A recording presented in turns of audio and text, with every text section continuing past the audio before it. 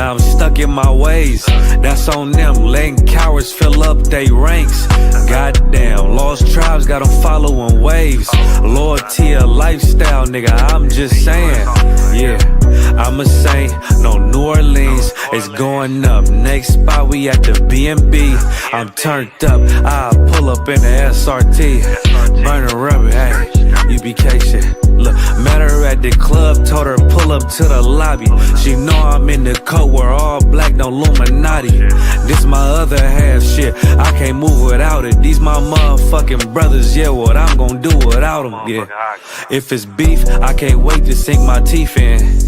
Niggas going overboard, they off the deep end. Why you tripping off that hoe? That's some weak shit. Told him put me in the game cause I love defense. Yeah, put me in the game, coach. Fuck you thought, he let his colors fly. He ain't cut, we cut him off. Yeah, bounce out, let my fringes swing. Yeah, I'm a dog, and she say she find me interesting. Yeah, want me to call, put me in the game, coach. Fuck you thought, he let his colors fly. He ain't cut, we cut him off. Ay, bounce out, let my fringes swing. Yeah, I'm a dog, and she say she find me interesting. Yeah, want me to call, I ain't gotta settle, I got options, ma. No, I stand on business, my name not Jazar. I'll pop you with this pocket rock. Feed a nigga shells like a taco truck. Hey, this bitch got sound effects, it go pew pew pew. I ain't trippin' on no drink, got bottles in the room. I'm in Durham, North Carolina, bitch, it's 12 a.m. Look at them, they ain't none of us and we ain't them. I told him put me in the game, coach. Fuck you thought, he let his colors fly. He ain't cut, we cut him off. Ay, bounce out, let my fringes swing. Yeah, I'm a dog, she say she find me interesting. Yeah, want me to call, put me in the game, coach. Fuck you thought, he let his colors fly. He ain't cut, we cut him off. Ay, bounce out, let my fringes swing. Yeah, I'm a dog, she say she find me interesting. Want me to call, yeah, yeah. UPK shit, man, you already know what it is.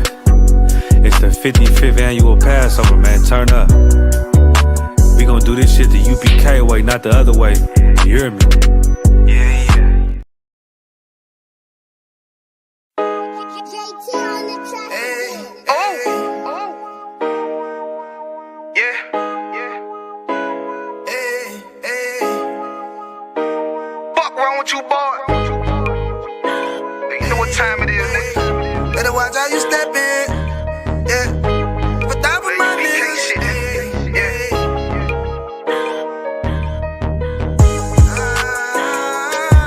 I'm in it, yo. Got my nigga Rewan with me. But that was my niggas, it'll be an honor. You know what I'm saying? Under commanding General, your honor.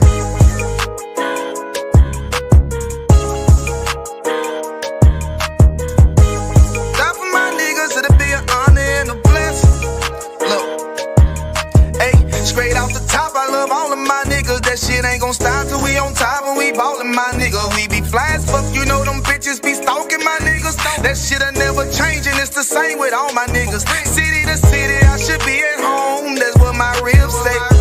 But bitch, I'm grown, I'm in these streets and closed caption. Niggas know we bout that action. If a nigga play with me, then my hock can gon' let him have it. Hey, think you the shit, this truth the shit. Nigga play, I let that Ruger hit. Get on them tracks, they be like, who is this? I'm rude with it, ain't got no manners. All them pussy niggas talkin' shit, yeah, I know they can't stand us, but we UPK Louisiana, bitch, that's what I'm rippin'. And my niggas solid number, real ones in my section. If you wanna get down, put your boots on, start steppin'. Brotherhood is a weapon. Brotherhood is a weapon. Better watch how you steppin', cause brotherhood is a weapon. If I die for my niggas, it'll be an honor and a blessing. Better watch how you steppin', cause brotherhood is a weapon. Brotherhood is a weapon. Better watch how you steppin', cause brotherhood is a weapon. If I die for my niggas, it'll be an honor and a blessing. Better watch how you steppin', cause brotherhood. I lay my life down right now for all my sisters and brothers, because I love them. I see them dapping and hug them. It's amazing to see how well we adapt from the struggle. Born again from a life of sin, trapped in the gutter. My mind frame was to kill my own kind. Feeling inferior, waking up ready to die. Run with them killers, so it's just a matter of time. For why take your life or let you take mine? That's when I realized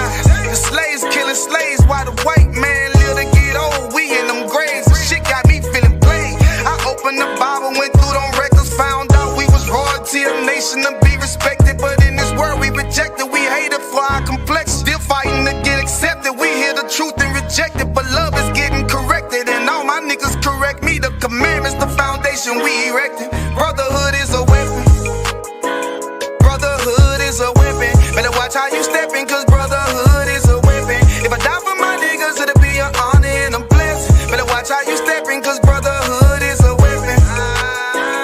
Brotherhood is a weapon. Better watch how you steppin', cause brotherhood is a weapon. If I die for my niggas, it'll be an honor and a blessing. Better watch how you steppin', cause brotherhood is a weapon.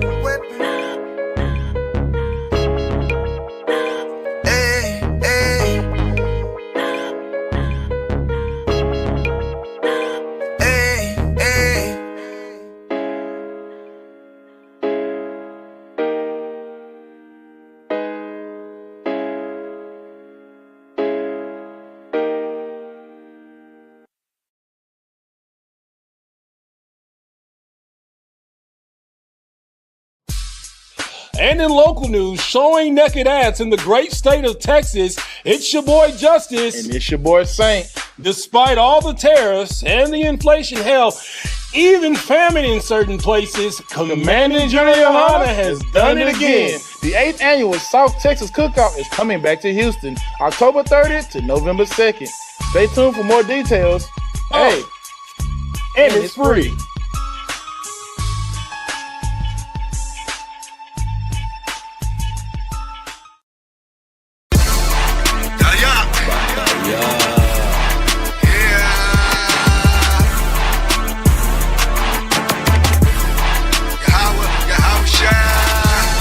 Hanging out Dollar Tree, watch how we fall away. It's a high holy day. Hands over like trumpets is blowing. Can you feel the atonement? It's a high holy day. The dedications for real sisters, glad to have you. We feasting tabernacle. It's a high holy day. First fruits to spread unleavened bread, and then the rest our head. It's a high holy day. No sweat, got a head start on you. Waking up a priest feeling royal. Shouting out but now to the power. Our Father, good God. Just a sight of make a hate of blood boil. The real wanna know you. Sisters get different that never considered submitting. They can feel it. Look how I'm giving. Holy rolling up, sitting on high. Too fly, no Zion. The dry swishing eye, nigga. My spirit's like the most high living. Catch me with the Ottawa sipping. You ain't no pricing out from the same tribe. We kin up on my father's side, look how we resemble. He a nigga, I'm a nigga, all my niggas Latino, Native, Indian. All black party, you ain't getting it. Spirit ridiculous. God washed our city, anointed us from the beginning. Wrapped us in linen, silk bracelets, ornaments, earrings that bling on our women. That ornaments and a chain that swing from my neck. Big jewels in the crowns of the head of a bunch of mighty men. Though we all one body, my brother never go without it. If I got it, he got it, we got it together. Brotherhood is a weapon. Better watch how you step, who you threaten. It's a high holy day, no holiday. Hanging out Dollar Tree, watch how we fall away. It's a high holy day. Hands over like trumpets is blowing. Can you feel the atonement? It's a high holy day. The dedications for real sisters, glad to have you. We feasting tabernacle. It's a high holy day. First fruits to spread unleavened bread, and then the rest our head. It's a high holy day. So tries who buys the most high behind us. So it don't matter if we not desired. You cowards be quiet in the midst of a prince. Stand clear in your fears. Contagious like bravery on these austere men over here, like Christ showing militants. Other camps effeminate, scared to fight demons like addicts having habits. Faggots lying down instead of fighting on the savage. Shallow wild mice, Hebrew individualites, but they think they all follow Christ and got saved some way. Maybe one day you'll see just how it feels. Making 144 in my ears as I'm steering. To get daring, had no fear, man. Cotton out the side, he called me the wheel, man. Every day my zeal been up in the stuff like my garments. A pop die yacht, what they call me. I be like hard on the wall and I'm on it. Just give me the order so I know what the Lord want. Meanwhile, I took a straw drink with strawberry Andre. All the wall, you'll be on the jacket and the floor thing. Fist up, reunion the Lord made. Get your kids and ribs up, throw your fist up. Tell them what's your name, what's your name, what's your name. Ain't they can't do shit at all, it's a high holy day. No holiday, hanging out Dollar Tree. Watch how we fall away, it's a high holy day. Hands over like trumpets is blowing. Can you feel the atonement? It's a high holy day. The dedications for real sisters, glad to have you. We feasting tabernacle, it's a high holy day. First fruits to spread unleavened bread, and then the rest our head. It's a high holy man, Latino, and indigenous, these are the Lord's high holy days. These are your high holy days that you should be celebrating. Not Christmas, New Year's, birthdays, Mama's days, whatever white man days that he said you should celebrate. That has nothing to do with us. But these high holy days that are in the scriptures, those are the days that you should celebrate. Black man, Latino, and indigenous, you are God's chosen people. You keep these high holy days.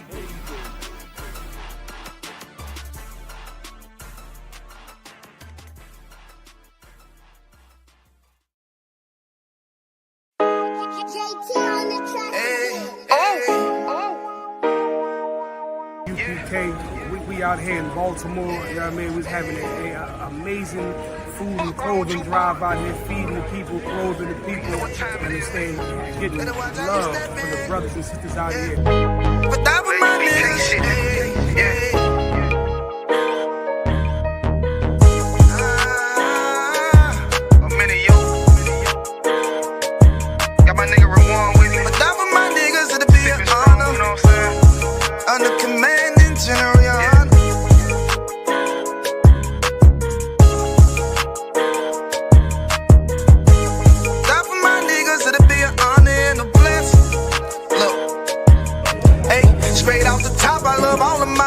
that shit ain't gon' stop till we on top and we ballin', my nigga. We be fly as fuck, you know them bitches be stalking my niggas. That shit'll never change and it's the same with all my niggas. City to city, I should be at home, that's what my ribs say. But bitch, I'm grown, I'm in these streets and closed caption. Niggas know we bout that action. If a nigga play with me, then my Hakim gon' let him have it. Hey, think you the shit, this truth the shit. Nigga play, I let that Ruger hit. Get on them tracks, they be like, who is this? I'm rude with it, ain't got no manners. All them pussy niggas talking shit, yeah, I know they can't stand us, but we UPK Louisiana, bitch, that's what I'm reppin'. And my niggas solid number, real ones in my section. If you All right, let's clap it up. Shalom, DC, with the Israelite School of Universal Practical Knowledge, started off 1 West, 125th Street, Harlem, New York, under Commander General Hanna. Since 1969, we've been teaching the truth of the Bible, and the truth is that the so-called blacks, Hispanics, and Native Indians are the true Jews, according to the Bible, and that our oppressor, the white man, is the devil that the Bible speaks of. We're not affiliated with any other Christian church or Hebrew Israelite group. 1 West is home of the truth. If it's not under Commander General Hanna, you most likely getting pegged. Niggas don't like talking about that. Yo. Get out them fake, Israelite groups. Why? Because, man, your name will be shamed. You know what I'm saying? You will be shamed. Your leader will be shamed. Any other group that's out there that's so-called thriving, they're going to be shamed. You know what I'm saying? If they haven't already been, they're going to be shamed even more and be found out as as pretenders. You know what I'm saying? And all their dirty laundry is about to be aired out. Right. You know what I'm saying? But if anybody has any, I'm priest and officer of 1,000 Bakwashia. I'm holding it down for priest and captain Mashak. He'll be here in a moment. If anybody has any questions, go ahead and type it in the chat. You know what I'm saying? Type it in the chat, or just stand by, because Cap will be around momentarily. You know what I'm saying? If anybody has any questions, just hold tight. We also have a phone line. You know what I'm saying? If you want to ask Cap, a question in real time, live and whatnot, and get an understanding, or just have a comment, go ahead and give us a call. You know what I'm saying? We live and direct. And with that, I pass the class over to priest and captain Mashak. Yep. Yeah, Shem Shapta. What's going on? How y'all feeling? Y'all didn't know it's my car. The damn National Guard hit this morning. Y'all didn't know that shit. I mean, it's a DC car, so it's my car. Oh. How you gonna send the Crime Stoppers in, and they can't drive on the streets of DC? You know what I mean? How you gonna do that? That's why they should have given us the budget. to handle DC. We know the roads of Southeast. We know Northeast. We know Northwest. We know how DC people drive. Right. We know how some people from over the bridge drive.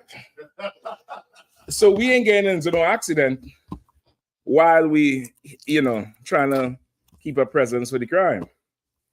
See that big old tanker, they say that tanker T-boned the damn car. I know whoever was driving that car was scared and happy at the same time.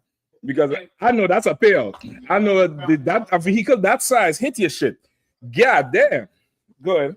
It's like, so, and it's crazy because how you say over the bridge. Growing up, that was never a term here until all these what you call transient and oppressors. So what it was moved in. I think they made that over the bridge. Okay, over the bridge referring to what? Southeast. No, I'm not talking about. I'm talking about Virginia. Yeah, that was always a two, man. Yeah, that was always a two. You're right about that, sir. Yeah, I know. I know. Because I said it on my own without hearing it, and a DC person understood what the fuck I was saying. So I know that should have to be real. There's something in the water over the bridge. That Virginia drivers, Salaki, if you live in Virginia, you may not be one of them. But boy, they need to make a big parking lot on that side. And you park your car right there and catch a bus into DC because something ain't right with them Virginia drivers, man. Hell, the National Guard may be from Virginia. I don't know. Go ahead. I seen an article where it says about 5 or 6 GOP governors or senators or whatever are going to start sending their troops here. Of course. Robust or in addition to whatever's here right now. Yeah. Yep. That's not a far-fetched thing.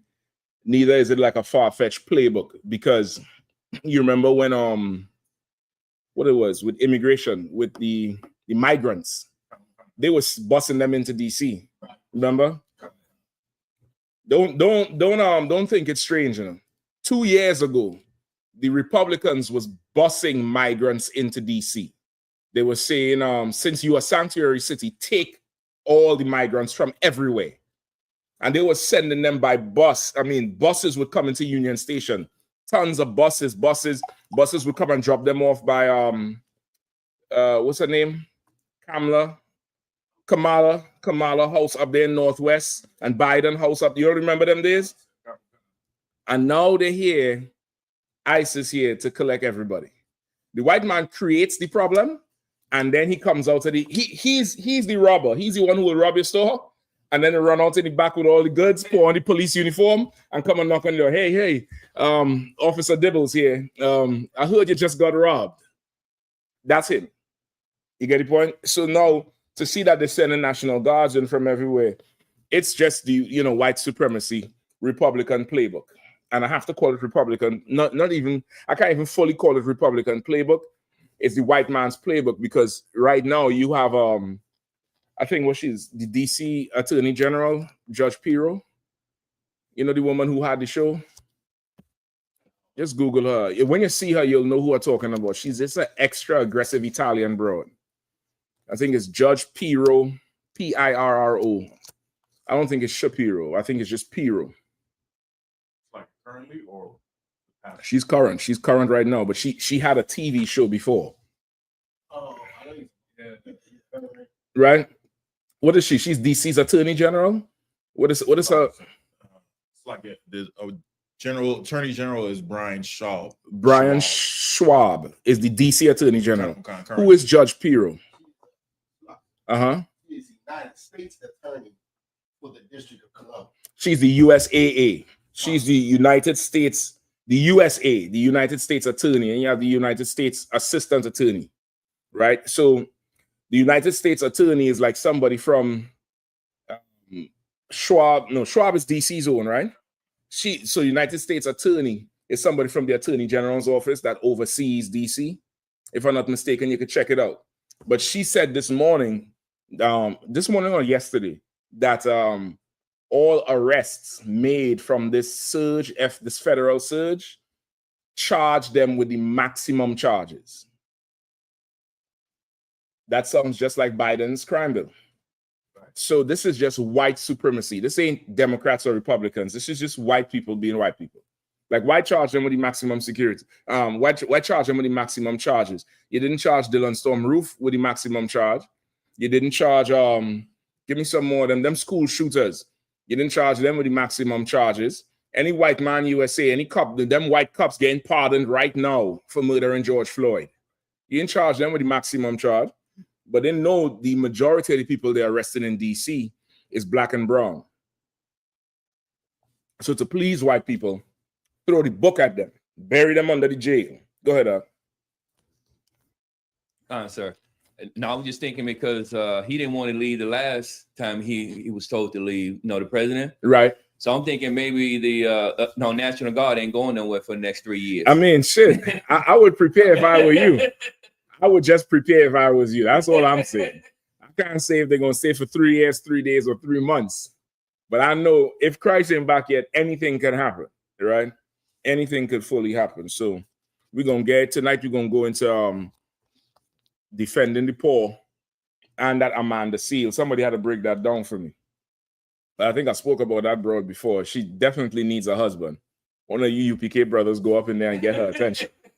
You know what I mean? She don't know when to keep her mouth shut. She always running her mouth.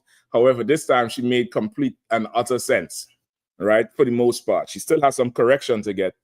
But I know she's listening to the UPK. I know especially DC, because everything she said we've covered in this class. We've covered this in time and time again in this class about how there's a huge, in fact, we'll get to it. All right, go ahead. If I could, before you get to that, I got a question. Please. Can you break down Ezekiel 47, 1-3? Woo, boy, Ezekiel 47. Boy, Bakwash, boy, you trying to show me up, boy. Ezekiel 47. 1 through what? 1-3, sir. 1-3. I can try. All right. If not, I'll write it down and get the breakdown for you. All right, come on with it.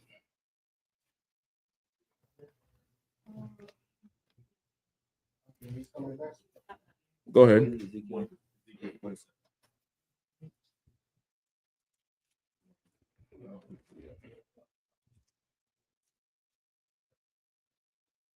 Whenever you have it.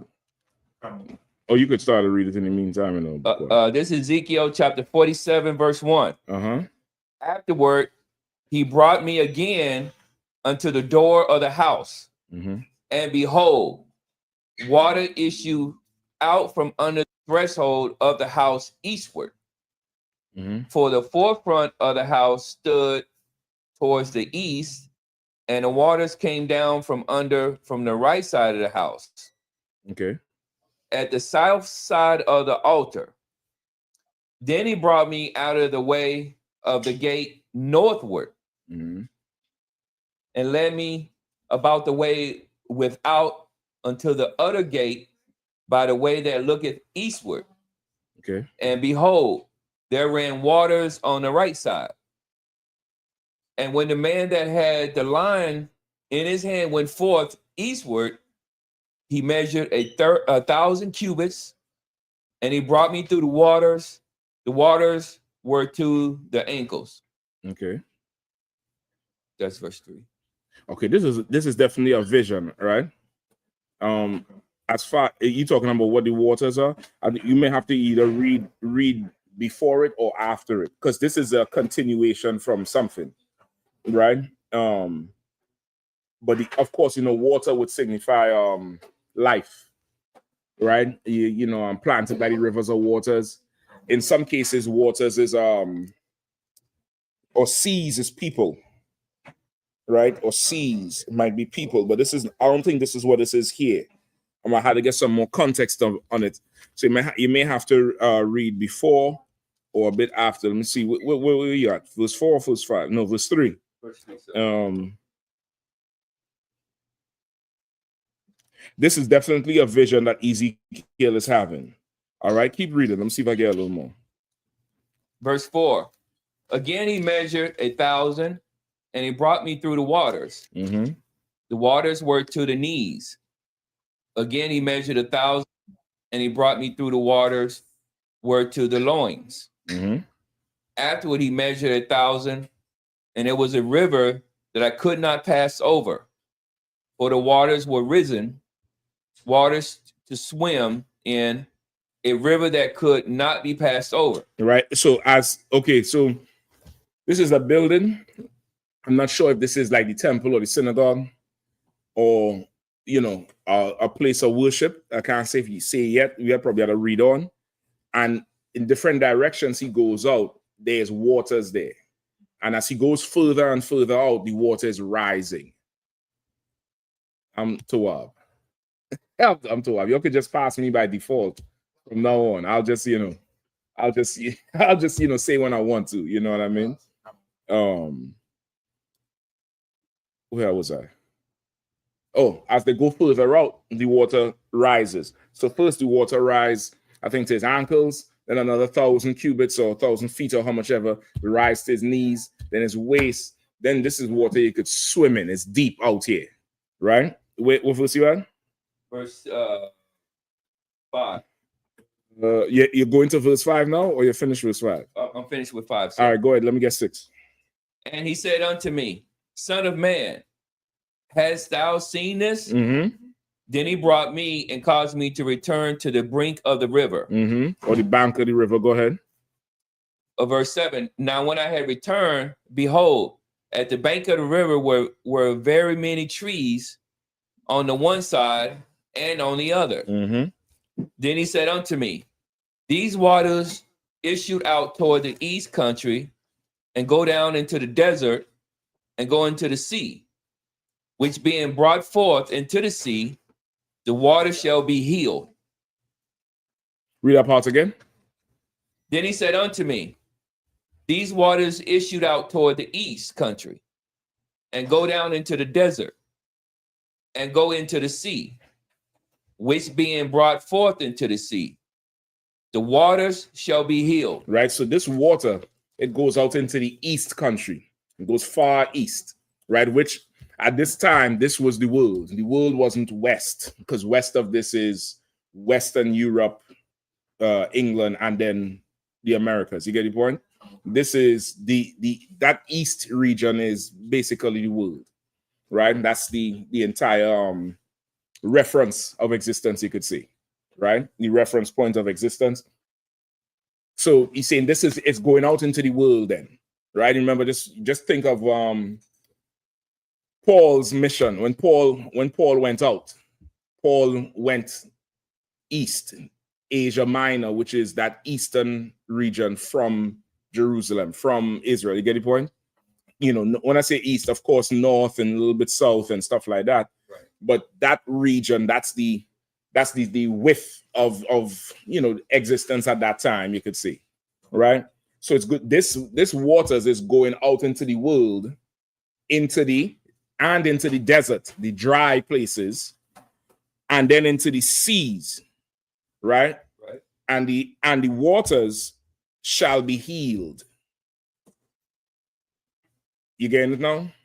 Right? This water here, you'll see it more. This water is like the Spirit of the Lord, the truth, and it goes into the dry places, the desert, then it goes to the sea.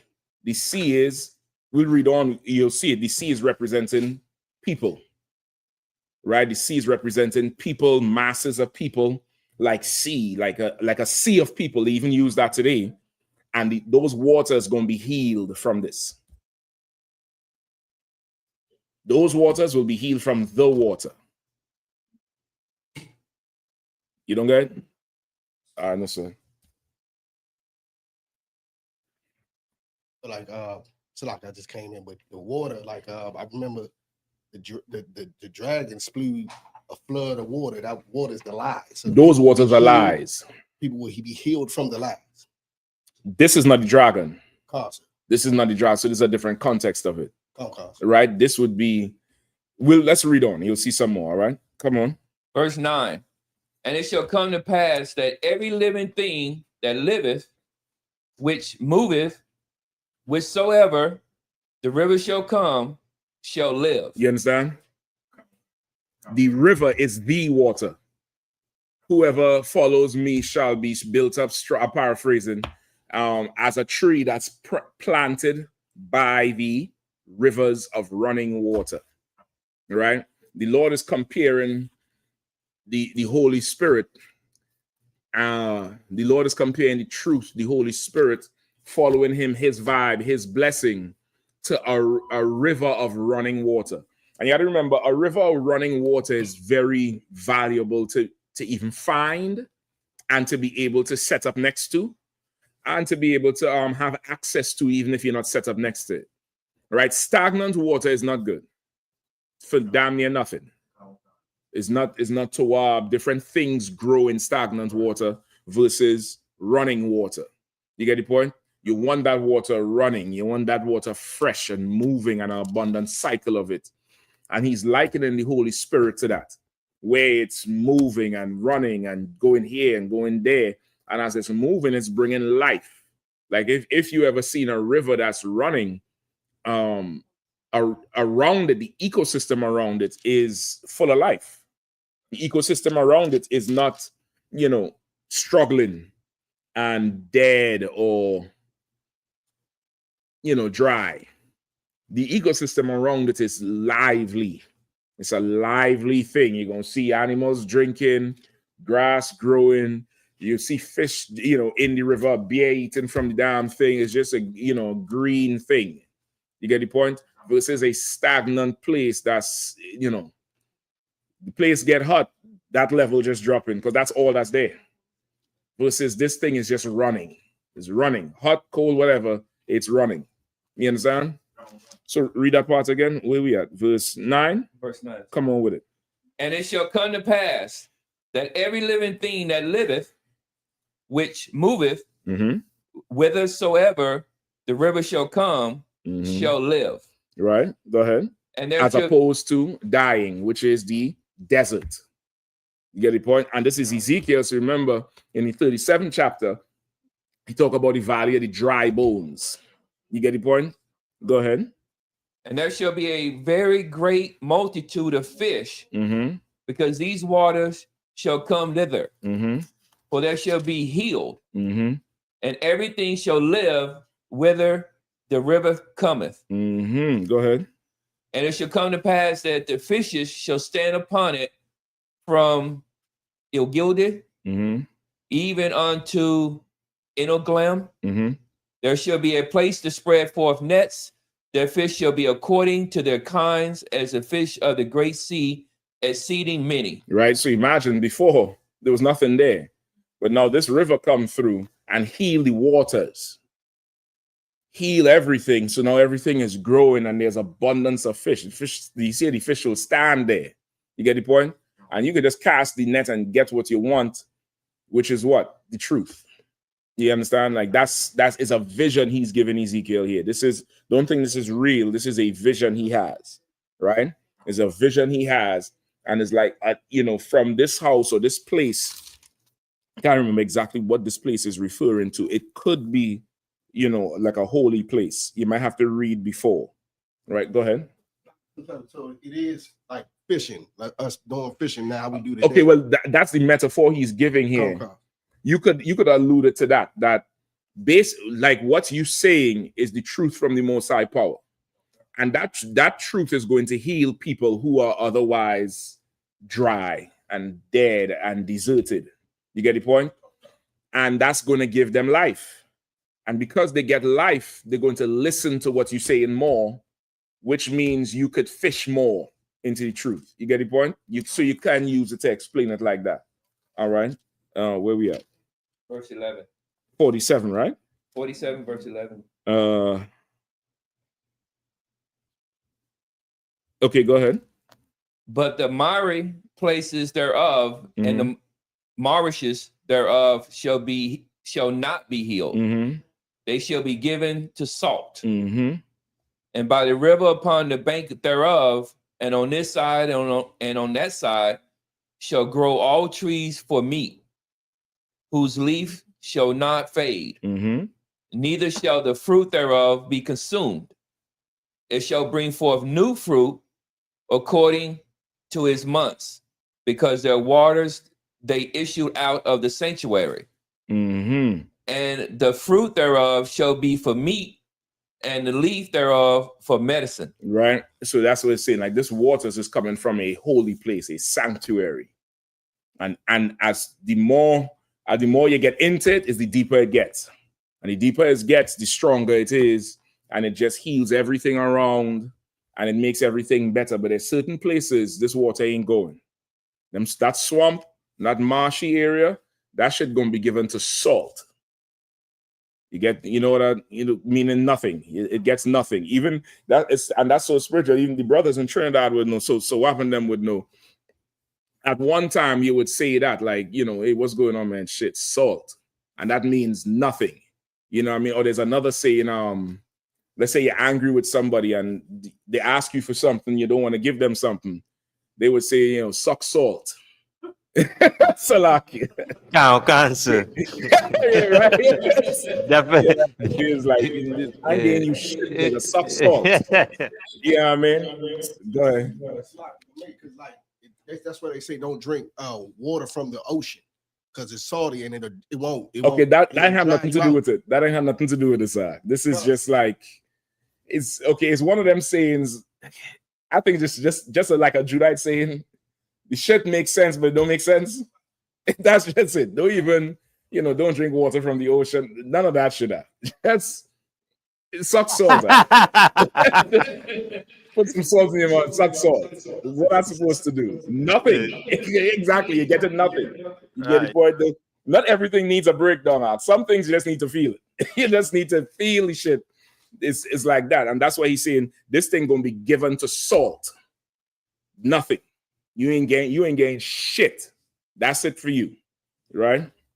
So that's basically a breakdown. I'm sure if I read before, just to get a little bit more context of it, I could get you some more, right? Okay. I have another question for you. Come on now. Okay, so is it Tawab to so-called Yike? Nope. It ain't. I can tell you already it ain't. Go ahead, Doug. To embellish when you're dealing with heathens. For instance, like, okay, so you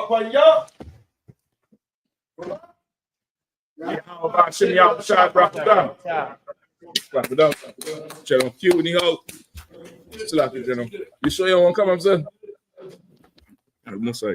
No sweat, sir. Let me know if you still want to jump in. Listen, you gave me the water. You and the generals gave me the water. You know what I mean? Go ahead, Bukash. Khan. So like the story when David was in the foreign lands and he pretended like he was a madman. You know, he wasn't. Like, is it Tawab to like just fake the funk for the oppressors? Okay, I wouldn't say fake the funk. In everything, there's a strategy. There's strategy to life. There's a strategy to every goddamn thing. And some things require you to just do whatever you need to do. That's the best I could say. Now, as the extent of what you need to do, you want to get some counsel. Yeah, I mean, don't go and hijack one of them tanks that crash into the car and say, well, Mashak told me to do whatever I need to do. I will say I do not know this cat right here. You know what I mean? But there's instances where you would need to do whatever, and then but for the most part you want to maintain a certain amount of integrity, right? Because what works in one situation ain't gonna work in another situation. You understand? You want to maintain a certain amount of integrity. You want to get a ton of counsel with everything you're doing. You want to give me in the Apocrypha. What's the paraphrase? I think it's seek counsel before all your doings. Hold on.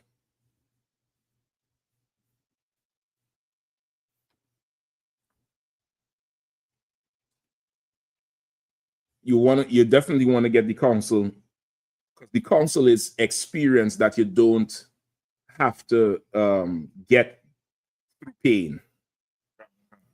You get the point. There's some experience and some wisdom that you get through pain. And then there's counsel that you could get wisdom from someone else's pain. You get the point? And that's oftentimes much better than hitting your head. You know what I mean? That hitting your head could cost you way more. I forget the paraphrase of it. In all your before an endeavor, look up endeavor. You have it? Go ahead. Okay, Ecclesiasticus chapter 37, verse 16. Mhm. Let reason go before every enterprise and counsel. Enterprise to water. Read it one more. Tell them where you at. Oh God, the book of Ecclesiasticus chapter 37, verse 16. Mm-hmm. Let reason go before every enterprise. Say it again. Let reason go before every enterprise. Ecclesiasticus what again? 13? 37, sir. 37 and 16. 16. Hold on, let me catch up with you. All right. Oh God. Ecclesiasticus 37 and 16. Go ahead. Oh God, sir. Let reason go before every enterprise and counsel before every action. Hold on. Start at 12. Oh, sir. So, Bukwash, this whole chapter is excellent with counsel. All right. This whole chapter 37 is an excellent chapter for counsel and wisdom. Right? The whole thing. This Apocrypha, I tell you, this is my favorite book coming in, the whole thing. Start at 12. Oh, sir. Verse 12. But be continual with a godly man, Mm-hmm. whom thou knowest to keep the commandments of the Lord, Mm-hmm. whose mind is accordingly to thy mind. Whose mind is according To thy mind. Mm-hmm. And will sorrow with thee if thou shalt miscarry. All right, what does that say in Bukwash?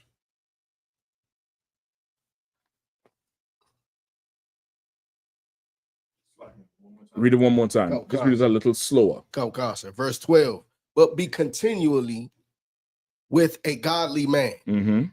whom thou knowest to keep the commandments of the Lord, Mm-hmm. whose mind is according to thy mind, Mm-hmm.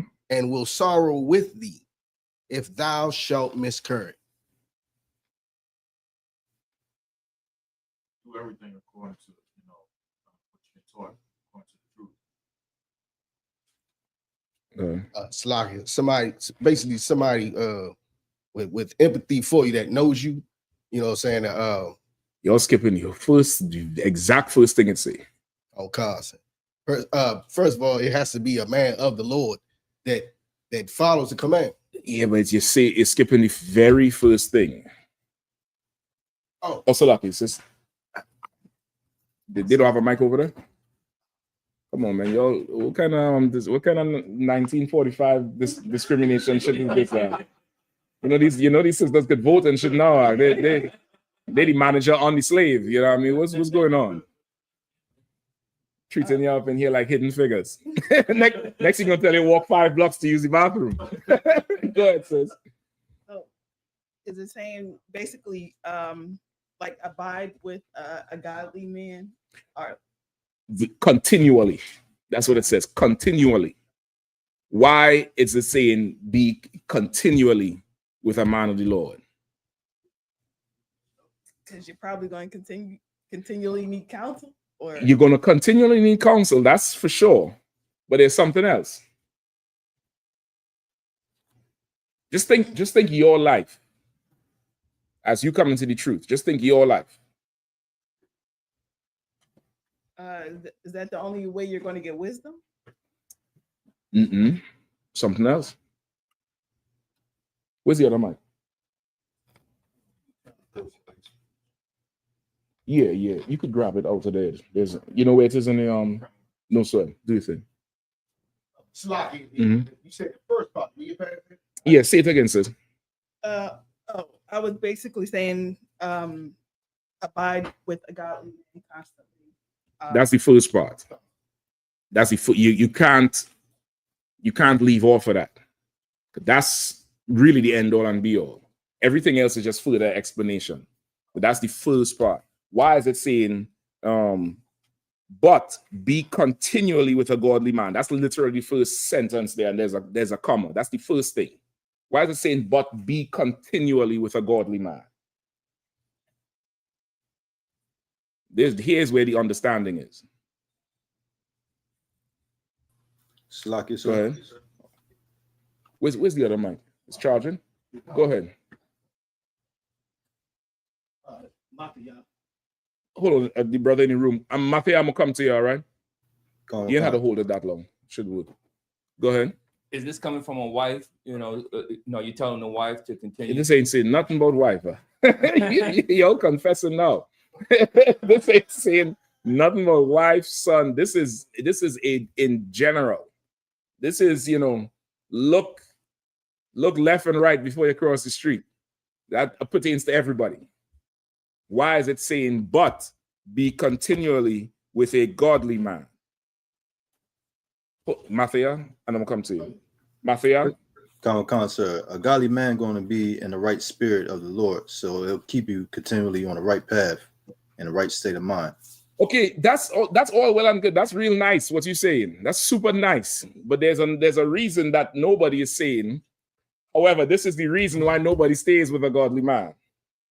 Continually stays. Go ahead. Because with you saying that, because he's going to tell you, he's not always going to tell you what you want to hear. He's going to correct you in a way you're not going to like.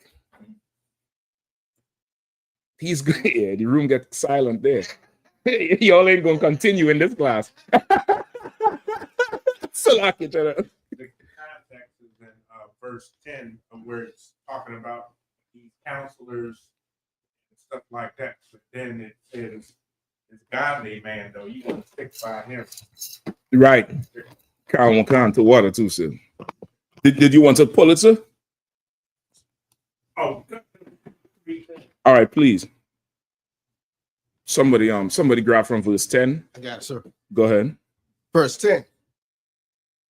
Consult not with one that suspecteth thee, and hide thy counsel from such as envy thee. You understand that? God. Break it down. I mean, you don't want to be trying to get counsel or telling your business to somebody that they already against you. They like an enemy. Okay. You know what I'm saying? For the first one, and then hide your counsel for somebody who envy you, you know what I mean? Because they might, try to steal your wife, you know what I mean? Whatever it is, they try to get what you got. Really, don't go to the church for no help. That's basically what it's saying here. Because the pastor's suspecting you, and he envy you with everything you have. Right? Go ahead. You want to read the other one too, sir? 11? It's all in there? Yep. Sit down and abide with for a while in order for you to figure out Count who to talk to, who not to talk to. Count answer. And then when I come into the house of the Lord. Yep. All right, read verse 11.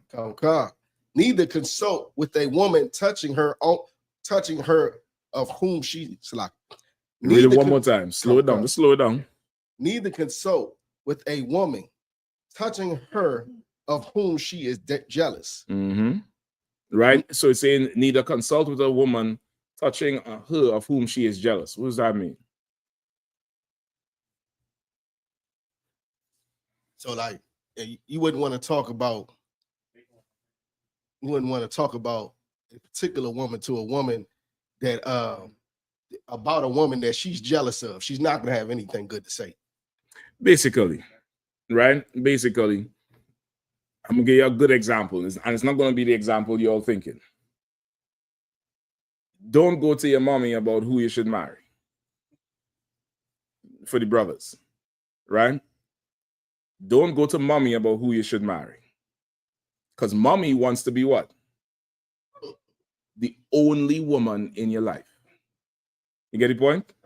Worse off if you need truth and you go to your mommy and you tell her you got 3, 4 wives. She gonna have a conniption. She gonna be like, what? What are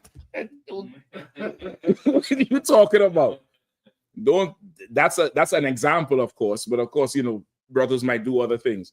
But that's an example, right? You're seeing it playing out with that Redskins quarterback. I keep saying Redskins, Salaki. Commanders quarterback, young brother Jaden Daniels, where he and this other young girl in the stands talking. They're just talking. The mother come and sit directly between the both of them, and then turn her back on the young girl, like on TV. Like, bitch, what the fuck? Yeah, I mean, like, damn.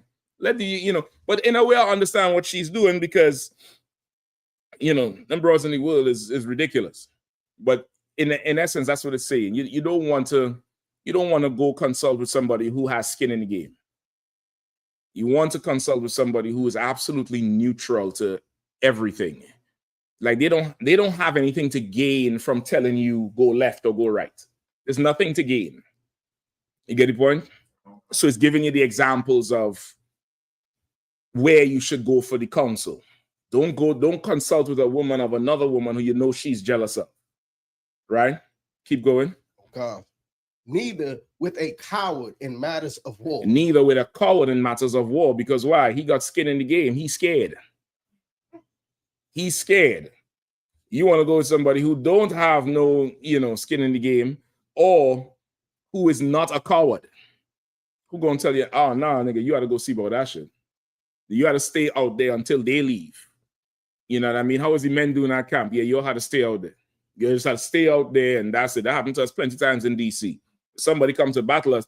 We had to stay out there until the cop come and call the match off. You say, all right, listen, the noise ordinance started 5 minutes ago. Everybody had to leave the block. All right, no sweat. It's the water officer. But we ain't leave. As long as you here talking shit, we gonna be here. Go ahead. It's lucky, man. As you said before, we coming back next week too. Oh, hell yeah. Hell yeah. You ain't coming back next week, but I know we will. You get the point? Keep going. Oh God. No, with a merchant concerning exchange. All right, no, with a merchant concerning exchange. Why? Because the merchant, he has skin in the game. You're gonna ask him how much to sell this for. He gonna tell you sell this for $5, knowing the shit worth $500. And he says, as a matter of fact, I'll take it from you. You should sell it for $5. That's a good price. Listen, I could take all that from you right now. And you'd be like, oh shit, yeah. He told me it was a good price. Now you got robbed.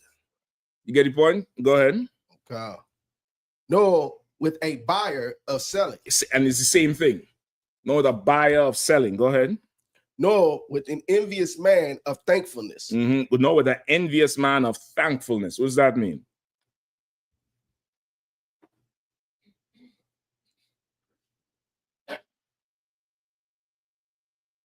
You're looking to the side. What's over there? Everybody looking to the side like, what the hell is over there? No, the envious man of thankfulness. They don't know no Christians around. That's what it is. That's what it is. You're too far removed from the world, so that's good. Somebody who's envious of thankfulness. Okay, and if you're envious, you want it. And what you want is what? Thankfulness. You getting it now? Break it down for me. Like someone who's looking for He was right. He was gonna say it.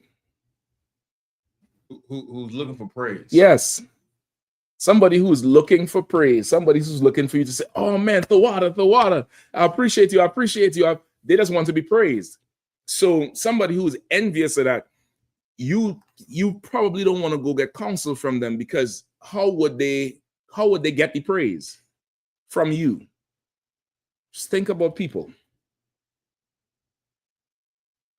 Them fixing your problems? No, because oftentimes fixing your problem means telling you about yourself. Go ahead, sis. Is it by telling you what you want to hear? Yes, because I tell you what you want to hear. I make it sound nice for you. I just, I tell you the problem ain't you. It's your Christian church. It's how preachers fill the church. It's how preachers fill the church. The law is done away with. You don't got to obey the law. Creflo Dollar says Satan wants you to obey the law. He said, He said that's why you can't follow the law, because Satan wants you to obey the law. Niggas slick, brother. And niggas is absolutely slick. Turn to your neighbor and say amen. You know what I mean? All that is to make you feel good. So you say, Pastor, that was a hell of a sermon this morning. You know, thank you. I feel so much better. It's like a weight being thrown off of me, when really you need more weight on you. You need more. You need to be prone on the ground with about 2 tons on your back so you could get corrected. So like, is it? I got millstone around your neck. Listen, if Sakari was told what he needed to be told when he found out Tahar was wrong, he would have never started Sakari. If that Elazar was told what he needed to be told about himself when he was like, I'm done with GMS, he'd have never started it. But whoever he was talking to told him, you know, all nice things, and keep telling him nice things and keep following him and keep doing whatever. And he's envious of thankfulness. You don't want to be told about himself at all or corrected. So now you just have to bear the weight of the world on you. Right? Keep going. Nor within unmerciful man touching kindness. Right? Same thing, right? Somebody who does not have capacity for mercy. That can happen based on your upbringing or what was given to you that you internalize as this is how it has to be. You get the point? You don't have that capacity for mercy, so you can't consult with this person in a matter where, you know, I can't even say the obvious answer, but the answer would be to forgive somebody or to be merciful. You can't consult with that person like that at all. You get the point? Go ahead. Nor with the slothful for any work. Same thing. Somebody slothful means what? Lazy, who don't want to do no kind of work. Don't go consulting with them about building a camper. They're gonna tell you we don't need all them signs and shit. We don't need no podium. We don't need a mic. You know why we need that for? Why we need to go to camp? They didn't scale the camp down until you don't need to go. You didn't need to go on the street. Nigga, you lazy. You just don't want to go do no work. You don't want to get out there and get it done. You don't want to do the hard work it takes to build this nation up. You just don't want to do it. You get the point? Go ahead. Nor within a hireling. Mm-hmm. Nor with a hireling for a year of finished work. Nor with a hireling for a year of finishing work. Right? Meaning you have a certain amount of time to finish this work, but he's a hireling. Meaning if the price is right, he gone. That's it. You have this work to get done in a certain time. Boy, that person down there paying such and such, you're going to finish this work in 2 years, not a year. You understand? Go ahead. Okay. Nor with an idle servant of much business. Mm-hmm. Hearken not unto these in any matter of counsel. Right? Nor with an idle servant of much business. Right? Somebody who is idle they ain't doing nothing. Right? They ain't doing nothing. You could comparable to lazy, but they ain't doing nothing. They're idle. They're free. And you have much business. You can't consult with somebody like that. You can't come. The meeting gonna be like, yeah, so I have this going on. I have A, I have B, I have C, I have Q, R, S, R, T. And do you want some coffee? Let's go get some coffee. We talk about it on coffee. We finish a cup of coffee now. Yeah, what about A, B, C, and Q, R, S, T? Man, you ain't hungry? Let's go eat some lunch. Let's go, let's drive down there and go get some lunch. We talk about it after lunch. And we just keep talking about it after the next thing because they're idle. Get the point? Go ahead. I hate to say it, but when you said, do we want some coffee? I started to say, lie, so I got some. Good. You ain't idle. Right? Yeah. Say, I already got that covered. Just tell me what I need to hear now. So that's it's giving you a myriad of different situations you could be in and asking for counsel. And now it's about to tell you who to go to for counsel. So keep reading verse 12. You could get back to he was going to write, you can pass it to the brother-in-law, and you could go ahead and write on the board. Go ahead. But be continually with a godly man. But opposed to, instead of that, be continually with a godly man. Continually. Because this godly man is going to tell you things that you don't want to hear. He's going to tell, first off, the godly man going to tell you shit that don't make sense to you. Because he's thinking way above you. He's done probably seen your problems 7 different times from 7 different angles. So when he says, yeah, all you got to do is go left, you be like, go left? What are you talking about? That ain't going to work. And you start to battle the whole council, and that's really the answer. You get the point? To be continually with it, where you're going to get corrected. You're going to hear things you don't want to hear. You're going to hear things that don't make sense to you in the moment. You remember Christ when he was washing the feet. Peter said, man, you can't wash my feet. Hell, I have to wash your feet. He said, no, Sir Salakia, I have to wash your feet. Christ said, listen, if you don't let me wash your feet, you ain't got no part with me. Peter didn't understand nothing he was talking about, but he understood, I ain't your homie no more. He said, well, in that case, sir, get the good side. He said, that's I got some callus on the heel over here. Go ahead and do your thing. All right, go ahead. There was probably a few times where I sought counsel from you for about certain things. Oh shit, General Q here, no, don't get me in no trouble. Okay, hey, Mashak, let me talk to you outside after the class. I'll be in Admariam Shabbat for a half hour. Most high Christ, hell. Watch what you're saying. Go ahead.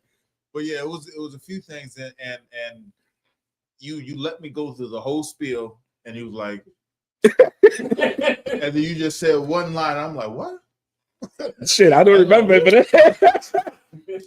and then after a few of those, I just automatically just went whenever I got something, an idea or something like that, I just went to the conversation that we had, and I went through everything that you said. I'm like, yeah, I ain't gonna go through. So it just bats down all the nonsense, all the white noise.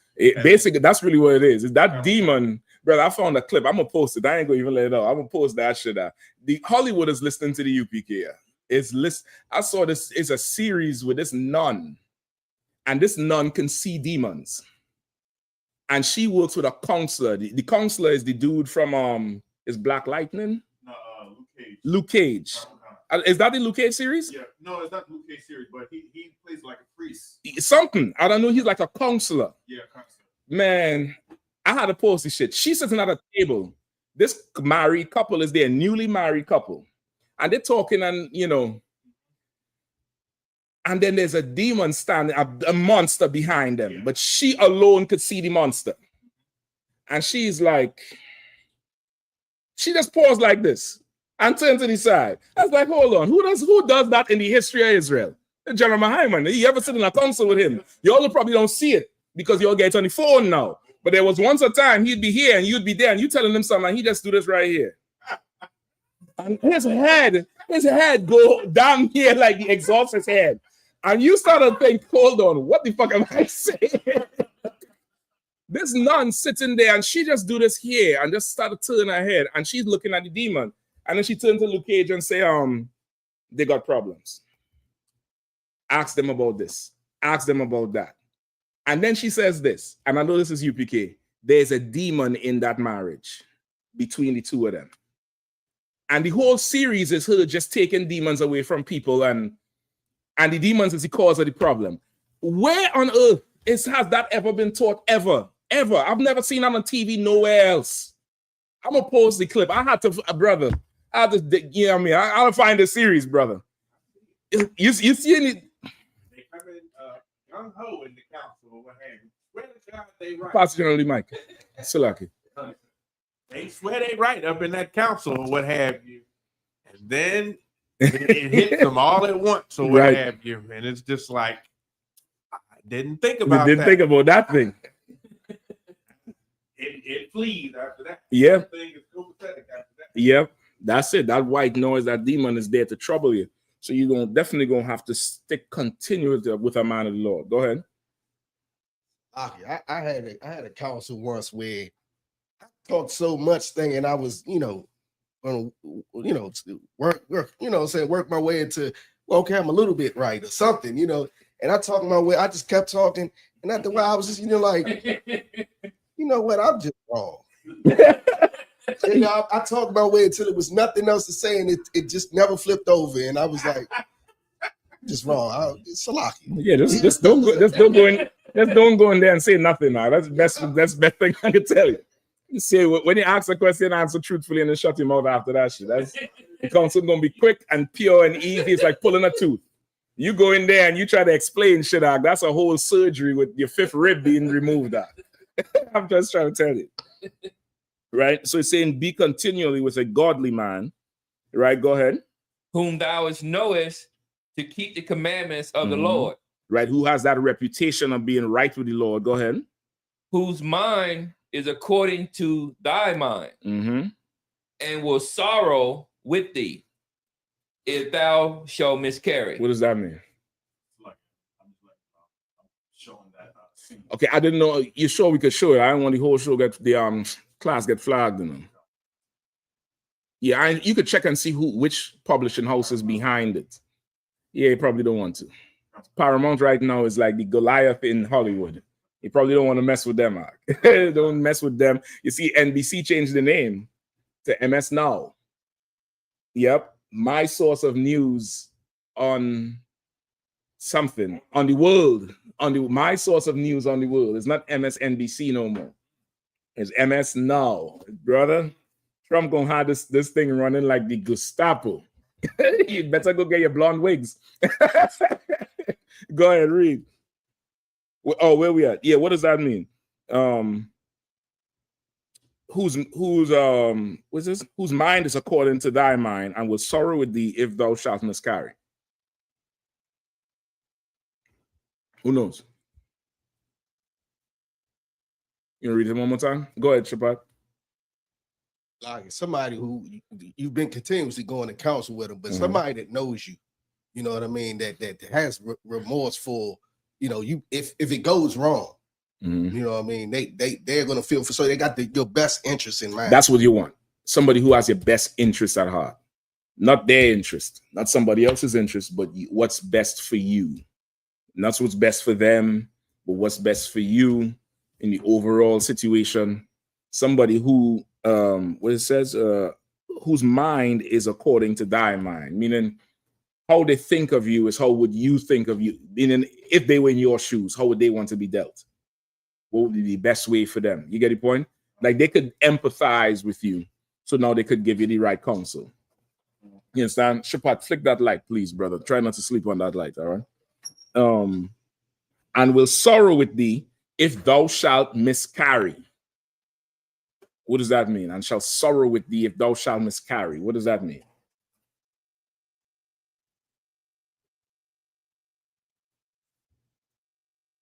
Anybody? Salaki, sir. Go ahead, Mafia. Does that mean that somebody that actually has compassion? And shall sorrow with thee if thou shalt miscarry. You had to break it down for me. Come on, sir. So like if he pretty much he has the compassion and feels what you're going through and I want to say nurse, but the person would be the actual one to like consult you or console you if you're going through that tough time. He's gonna be right there to lift you up. You down, you on it. It's having that that type of person. All right, somebody who will cry when you cry. Right, the Bible say, "Be all things to all men, rejoice when they rejoice, sorrow when they sorrow." You're gonna have to be that type of brother or sister if you're gonna gain people. That's just brotherhood 101. But this person who you get counsel from is going to have to be able to have empathy and sympathy. They're gonna have to have understanding. There's a not new, but it's a words that float around the internet. It's all called emotional intelligence. Which is just another bullshit phrase just for being brotherly or being sisterly. They try to complicate the shit and make it all scientific and all that nonsense. Emotional intelligence. What the hell is we talking about? Like, do you know you're dealing with another human being or not? It's really just being a brother to somebody else. And we are the most emotionally intelligent people on the earth. We can judge a matter without having skin in the game because we all say pray for Palestine. We all say pray for Ukraine while saying pray for Haiti. They say pray for Ukraine, forget Haiti. They say pray for Palestine, forget, Issachar and the 12 tribes. We, even though we oppressed by the oppressor, we still could feel when something is wrong with him. You get the point? We still could be like, that shit is wrong. What's going on there? That shit wrong. You shouldn't be doing that to them people. You get the point? We have that because we have a sense of humanity. We have a sense of these as people too. You can't do this. We have a good moral compass. So now he's saying with this counselor should be able to feel what you feel, with ease. That's who you should go to. You get the point? However, that first line is the hook, line, and sinker. Because you're going to get corrected. You're going to be told certain things you don't want to hear. Go ahead.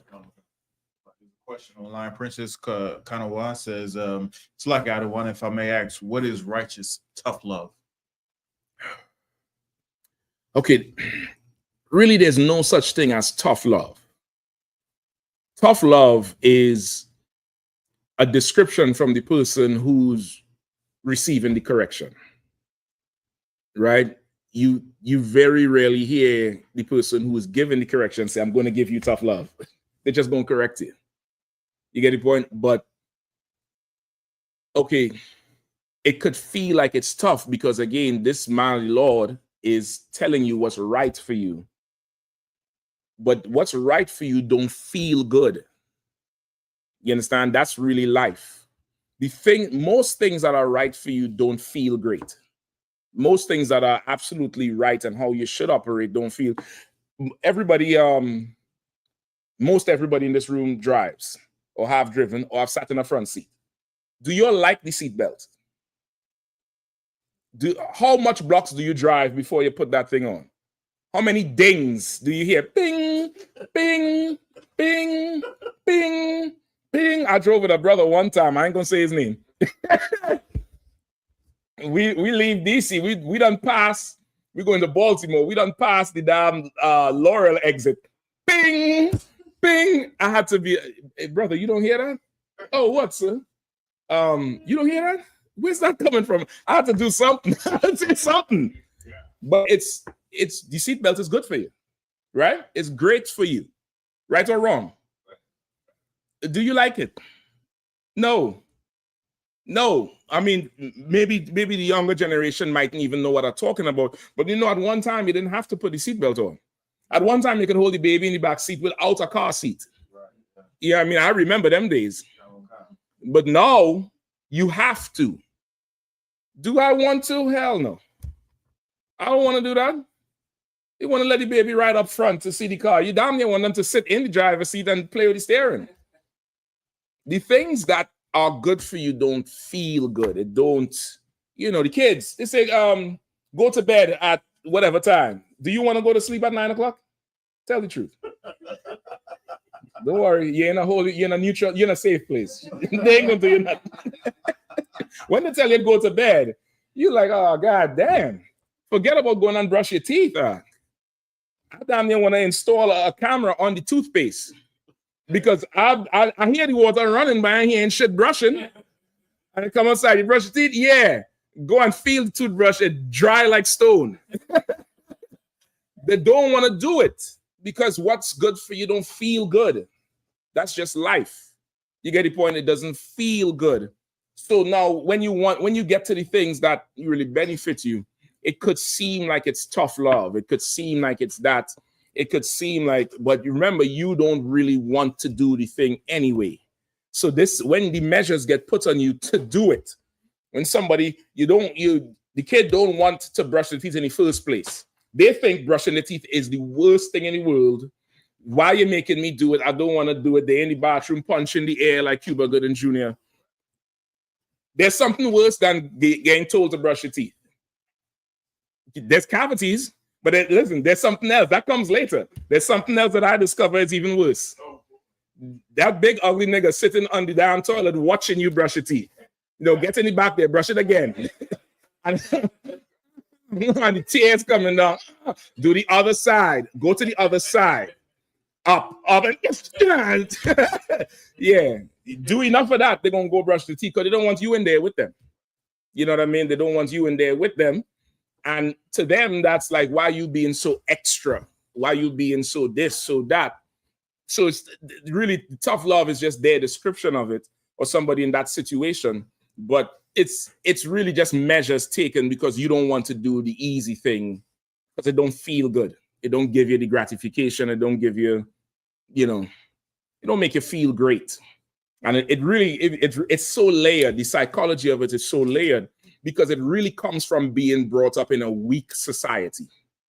We like today, our people, we are the weakest we've ever been because we've been brought up in such a weak society. It's so weak. And Christianity makes it even worse. Makes it worse. You get the point? Like the things we think is important is not important. And the things we think is not important is that's what's really important, right? And growing up, the things we do should be tied to the approval of somebody who you have great reverence for and honor for. That makes doing the hard thing easier because you don't want to disappoint this person. And when this person says, okay, go do this, you should do that. You shouldn't eat pork. You shouldn't do this. You might like pork, but you ain't going to do it because they say do it. Imagine if whoever was in the house, whether it's your father, your uncle, your mother, or your bigger brother who taking care of you was Michael Jordan. You had to get up at 5. Go ahead, do your thing. Salakia, brother. Do your thing. You had to get up at 5 a.m. every day. Shit, Michael Jordan told me get up at 5 a.m. every day. I'm going to get up. Or Kobe Bryant or LeBron James. You get the point? Imagine your mother was Beyonce. Shit, what would you do as a young girl? Now imagine you have that same, idolizing or reverence or honor for mother and father. Like what they say really matters. You get the point? That child is going to grow up very balanced and even-keeled, emotionally regulated. You have kids today, they don't have that emotional regulation at all. They burn out. They cook out. They do all kind of nonsense, because they ain't balanced. It's layered. So now when you become an adult, you come to Israelite school at I.S.U.P.K, I can tell you straight up.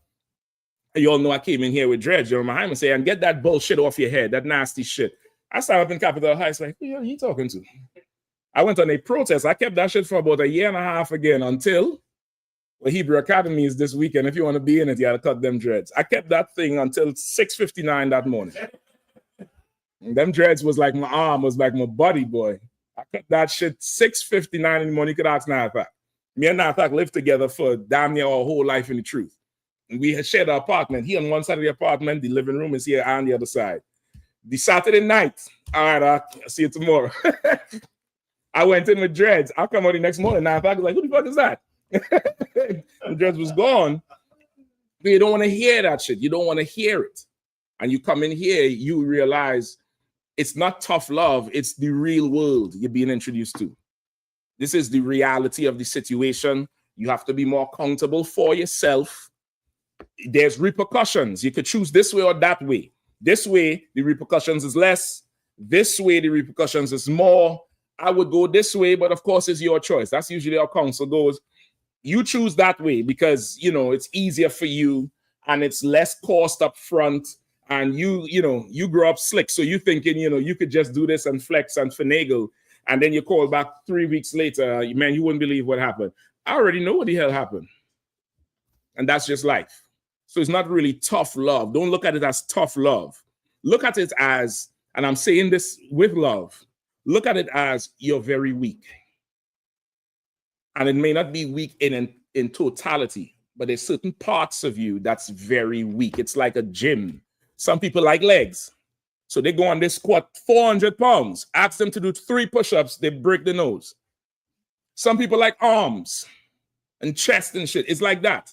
So there's certain parts of you that's weak. So it could seem like, oh, this is tough love.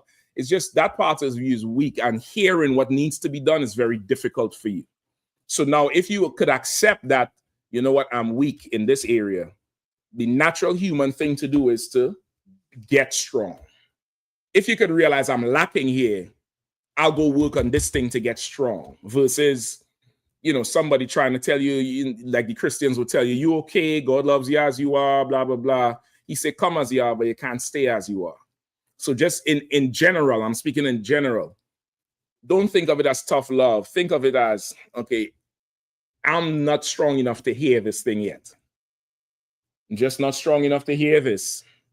And that's why it seems like it's so offensive. It seems like it's just too much. And this is in general now. You get the point?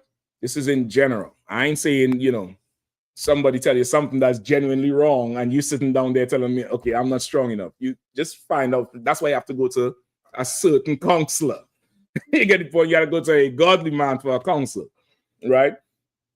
But in general, hearing it seems difficult because really you're just weak in the moment. You're weak at that point for whatever it is you're getting counsel on. We good? There's others. Okay. There's so lucky. We good on yours. Let me finish this. I don't think we was done with it. Let me finish it for yours. All right, then we'll come to it. Keep reading Leviathan. 13. And let the counsel of thine own heart stand. Mm-hmm. For there is no man more faithful unto thee than it. Right? There's no man more faithful unto thee than it. Let the counsel of your own heart stand. Whatever you decide to do, stick with that decision. Right? That's another thing of being in the truth, where you get to fully experience the repercussions and the circumstances of your decision. Nobody's going to feel sorry for you if you made the wrong decision. And I say that in context. Of course, somebody will empathize with you. But if after counsel you was told don't do this and you still went and do it, you have to be reminded that you knew right, but you chose left. This was your decision. This is what you wanted. You understand that part? All right, no problem. Let's work it from there. But we're not going to work from a point of why me? This should not be happening to me. Then you don't respect yourself because you decided. Nobody held a gun to your head. You get the point? Nobody made you do anything. You decided. Right? Go ahead. Verse 14. For a man's mind is sometime want to tell him more than the 7 watchmen. Mm-hmm. That sit above in a high tower. Boy, this Bible's bad as shit, boy. If you don't understand that one, boy, come on, read it one more time.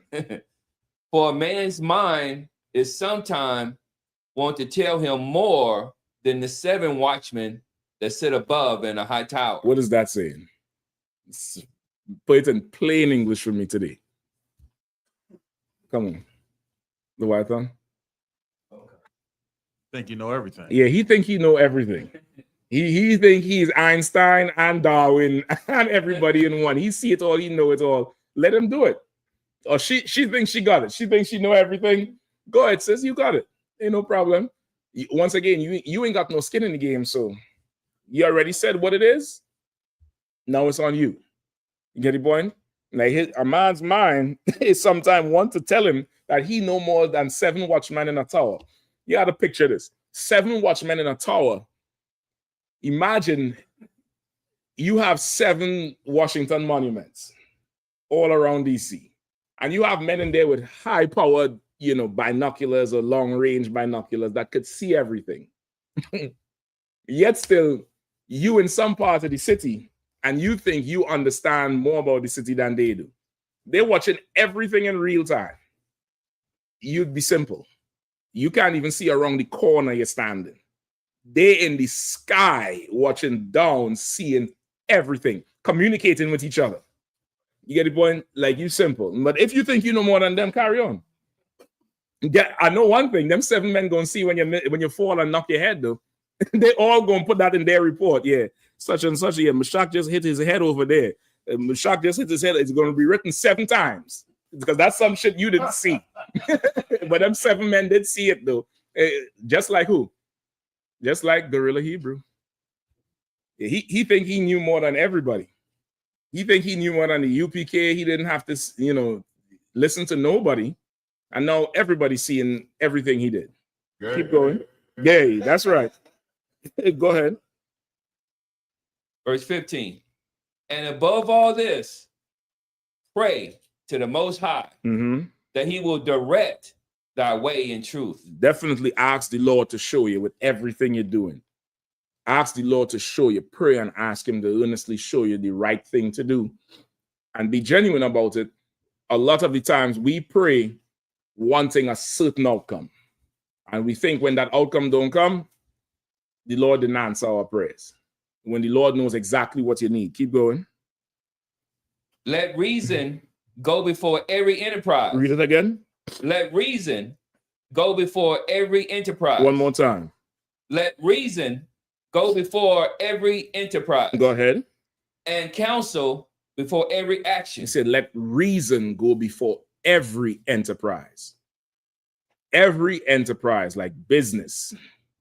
Anything you set your heart to do, you set your mind to do, let reason go before it. Sit down and think about what you're doing. Ask somebody what they think about this, what they think about that. Let reason go before every enterprise and counsel before every action. You get the point? Like nothing should be done just off, you know, off the cuff. Nothing should be done without, you know, proper background research and getting us, you know, somebody who's experienced in that field, getting their opinion. You should always do things with reason, ask the Lord to show you, and get counsel on everything. You get the point? So that's how you would know how to move. And then most times you would find out you don't have to finesse nothing. You get the point? You don't have to finesse nothing. You could just do this and it'll be done. You get the point? So just be careful with that thing. You know, don't go and play crazy for, you know what I mean, for nothing. Unless you get some counsel behind the thing. All right. They already think you're crazy anyway. Like you're on the corner yelling, Christ is black. You get it, boy. You ain't got to pretend to be crazy. They want to section you right now. Go ahead, Aaron. It really basically came up when I was applying for something, and the dude was talking, and then he was kind of like leading. He got some information. He was like, "Oh, it's because of this." Like, yeah. And it was like, "Hold up, but is that involved as well?" Like, yeah. Okay, once again, get counselor. Just make a phone call where you could divulge everything and you'll get the whole proper way of how to do, you know, X, Y, Z. That's all I could tell you. All right. But just remember you're crazy already because you're on the street corner yelling. All right. you ain't got to act. You're there. All right. What else you have? There's a naysayer right now. It's from Marika. It says, "You homes talk nonsense. I.S.U.P.K are neither the truth. You a bunch of yes men that pay thieving Yohana tithes." All right, get him out of here. He's a faggot. Go ahead. Man, I wouldn't. You want to deal with them people. You don't have to deal with people like that. You just get them out of there. You don't get somebody a free shot to talk about somebody who ain't there to defend themselves and is like a father to you. You get the point? You don't suffer that thing at all. Now, if it's face to face, just know I'll be there for whatever action you decide to do. All right. However you decide to do, I'll be in that council defending you like this brother right here or sister. Some of the sisters get down. They're very disciplined and courageous and brotherly. I don't know what it has to be an isolated incident. Something drove them to do this thing right here. In my opinion, sir, that person should have watched their mouth about what they say. You get the point? You should have watched their mouth. But y'all and that ain't no woman. You think that's a woman, right? That's not a woman. A woman doesn't argue and talk like that. That's a man. I guarantee you that's either one of them purple faggots or one of them Sakari dudes. They're both the same anyway. They're both, the same people, same thing. All right. Go ahead. There's another one from Brother Blacks. It says, "Shalom, sir. I am Jamaican Benjamin. I am asking you for understanding in Ezekiel 47:1-3. That's what we just went through, right? All right. So, Brother Blacks, we went through that at the beginning of the class. If you're just joining in, You could just go back to the beginning of the class afterwards. I don't know if it'll play back for you now and you'll hear it. What I want to ask is, are you texting in right now from Jamaica, or are you in America? Where are you? Because I want to put you in touch with the school wherever you are, whichever zone you're in. We worldwide, so wherever you are, we definitely have a school there. Right now, we're working on one on the moon for y'all. Don't worry about it. The Israelites out there in the fourth crater east of the east of the dark side. We've got a camp setting up right there for you soon. Don't worry about it. All right, what else you have on? He says in the USA. Okay, what city you in? All right, Shapat, you mind trimming this back? Salaki, go ahead, do you think? You can trim it after. Go ahead. What else you have on, Bukwash? We good with that? All right, no sweat. Let's get Psalms 82. All right. So now give me just pull up one of them stories with Trump and the homeless people. All right, give me one of them stories with the homeless people, please. Go ahead. He's in Houston. You in Houston? We have a school in Houston, man. You have a school in Houston. You go down there, check out Yatazak and them men down there, Tazadak and Iran and all of them. The brother gonna give you the number right now. We have a school in Houston. Make sure you go down there. You could go down there tonight if you need to. Let Bukwash handle. What's your name? Bukwash, you could handle this for the brother, right? Whatever. You could go down there right now too. You could lead the class. They got class going on right now, I believe. I think they're an hour behind. All right. You could check it out. Shapat, this man on the computer. Just let me know what we're dealing with. If there's any more. Bukwash, was there any more? All right, no sweat. Okay, I need that story with Trump and the homeless people, right? You all know that last week, I think they brought in bulldozers and everything else to destroy the homes of those people who homeless in DC, right? Now, a lot of those people are what? Devils, right? A lot of those people are heathens, and a lot of them are veterans, military veterans. A lot of them are people who have jobs and just can't afford to live, right? And then you have your general homeless people, right? You have your general homeless people who just they're homeless. We've done a lot of work with the homeless, with the shelters, done missions where we carry water and food and stuff down there for them. So we know for sure General Katham, he in charge of that homeless program. And we have a better pulse on what's going on in them parks. You're not turning it all the way off. Oh, it's still up. All right, most in Christ. We have a better pulse of what's going on down there and what people need and the different things people are going through. And a lot of those people are functioning in society. They're not just there. They may have a cleaning job somewhere, or they go and hustle something. They sell them newspapers at the metro. If you ever use the metro early in the morning, they'll be out there with this stack of papers, the city paper. Some of them even write articles for the city paper, right? They're making it seem like DC is just overrun with some old drunk vagrant, smelly, nasty, just doing. A lot of them, find somewhere and they bathe, find and take care of themselves, and they have paperwork in them tents, in a bag somewhere. They take it with them. And last week they brought in garbage trucks and those long containers, them long containers that you could put debris in for when you're doing demo work in a building. And bulldozers and bulldozer tent. This ain't a house you're bulldozing. This ain't, an open field with grass. You bulldozing somebody's tent where somebody lays their head. You found the video? You could, if you definitely show the video, please. Right? You bulldozing a tent. Now again, this ain't all Israelites in there. There's heathens and all kind of stuff in there. But that is absolutely wrong if you are concerned with crime in DC, unless you're saying it's a crime to be poor. Unless the point you're driving home is that poverty is the crime. If poverty is the crime, then I understand it. It's still wrong, but I understand what you're doing because to not have in DC, it's just so offensive. It's like you assassinated 5 presidents. So you don't need to have a house to live in for nothing. You get the point? Anybody have an article with it or pull this up? What you was gonna say on the Leviathan? I was just gonna say that I had that scripture. Oh, okay, Musa and Christ. I just want the article a little bit and just to show the video of it. All right, because you found it. All right. I think most people have seen it by now, where they just bulldoze and you see in papers flying and bed sheets and the tents is just torn up, and then they're putting them in the long containers, and then they pull up a garbage truck, a DC garbage truck. Imagine that the little you have, somebody threw it in the trash, and then say it's crime. We here for crime. Like, that is a very, very evil thing to do. And if there's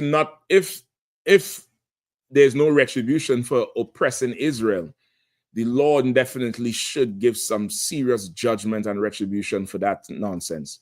Even though they're heathens, even though a lot of them is heathens, there's still Israelites in there. And as a people, we all could understand and empathize with not having shit, living somewhere where it's not yours, and you ain't bothering nobody, keeping the place clean, you have stuff in bags, you're folding your clothes. A lot of them people is functioning in society and you would not know it because they're taking care of themselves. Joe Biden had a son, he's the president's son, making a rack of money, and he was a crackhead in the White House. These is people on the street, don't have a place to live. You're raising the rent in DC every hour of every day. A studio is about $1,800 right now in DC. 18 or 2,200. Go ahead. It was I saw it on the news. It was one company, like a landlord company. All their properties, they just got told that they could no longer use AI to round out the prices, which drove up the prices every year. This, that, and the third. Yep. And so that company right there, which is only one of many, can no longer raise up rents according to AI. And they were all using the same thing to compete with each other. Well, listen, that company is the biggest rental owner company, I think, in DC or the East Coast. You could check it out. Okay. Good evening, Mr. Lockett, General.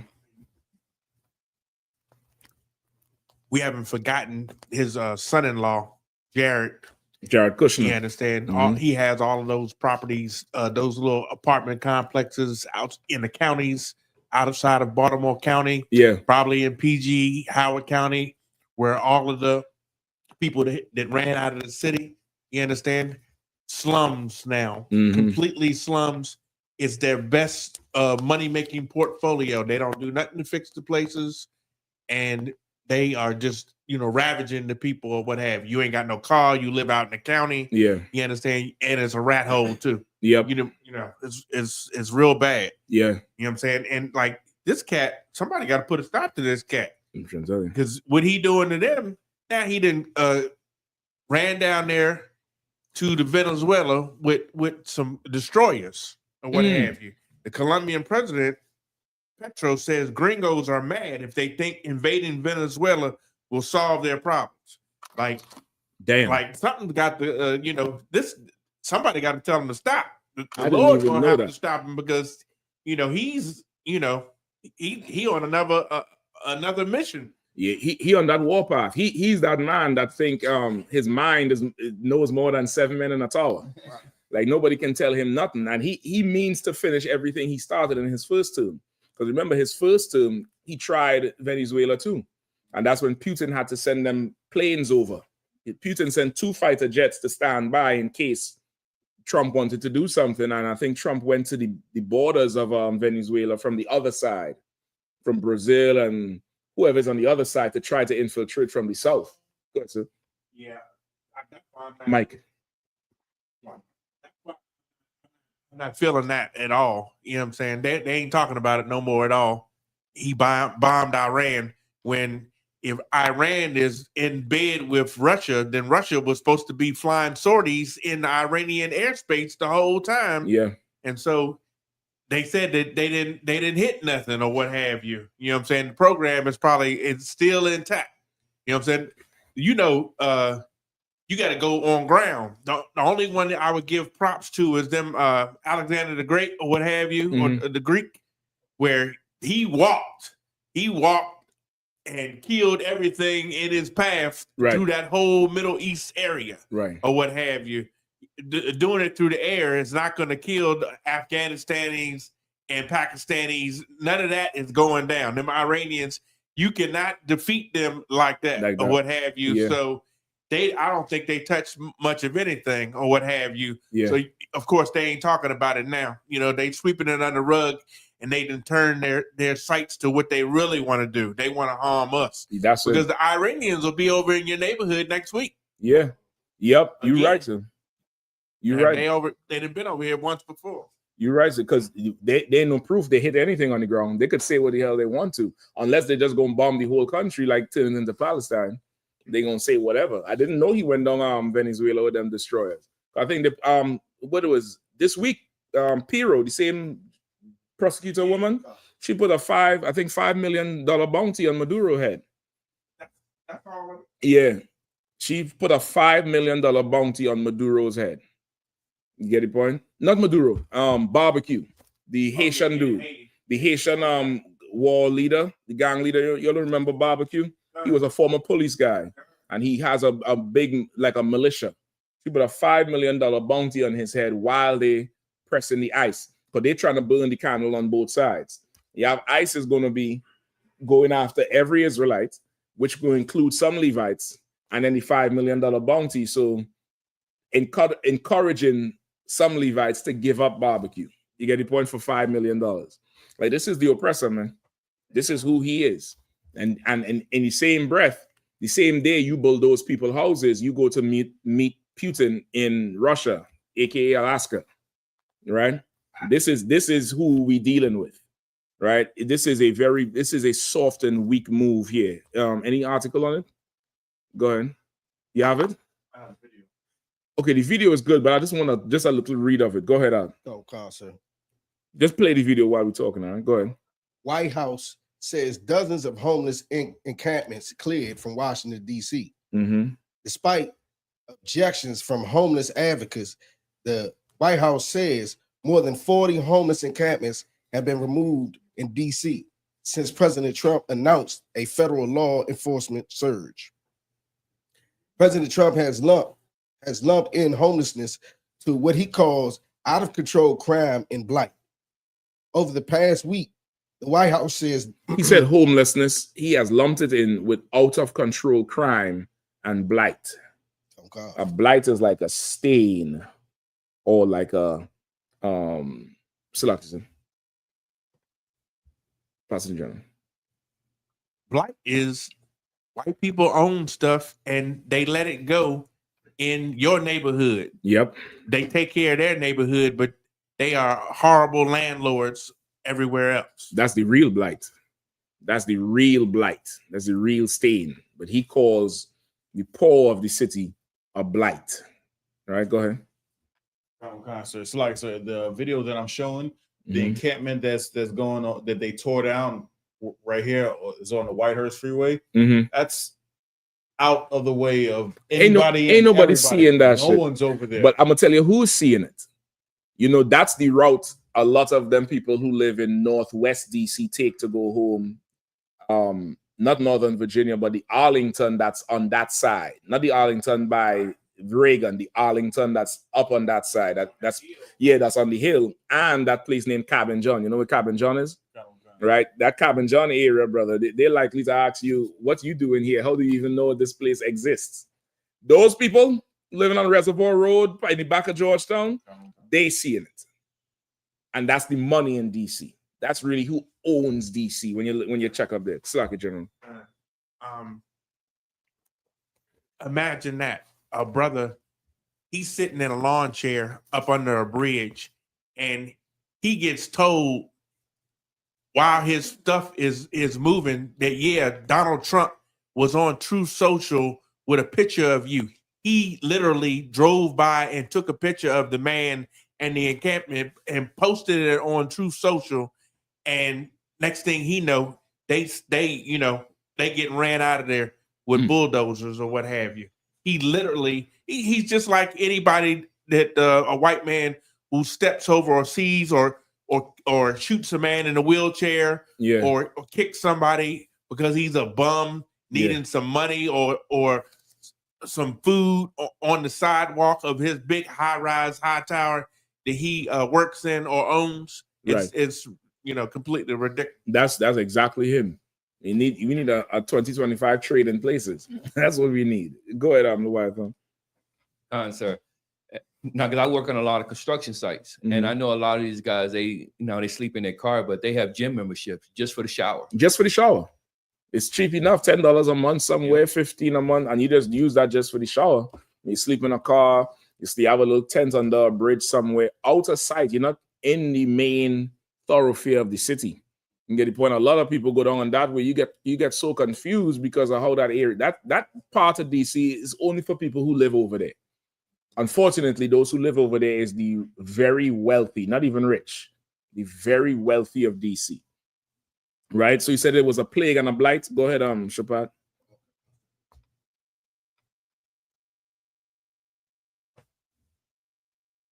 You haven't?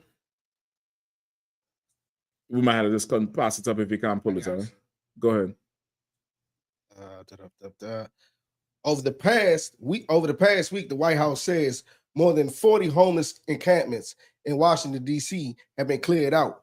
But as NPR's Jennifer Lutton reports, advocates say that could make it even harder to eventually get people housed. That could make it even harder to what? For people to get housed. For people to get housing. Why? Because you done scatter them. Where they're going to stay now, you don't know what documents they had in there. Imagine you have documents in there, birth paper, and, how are they going to, get it now? How are they going to prove to whoever this is who they are?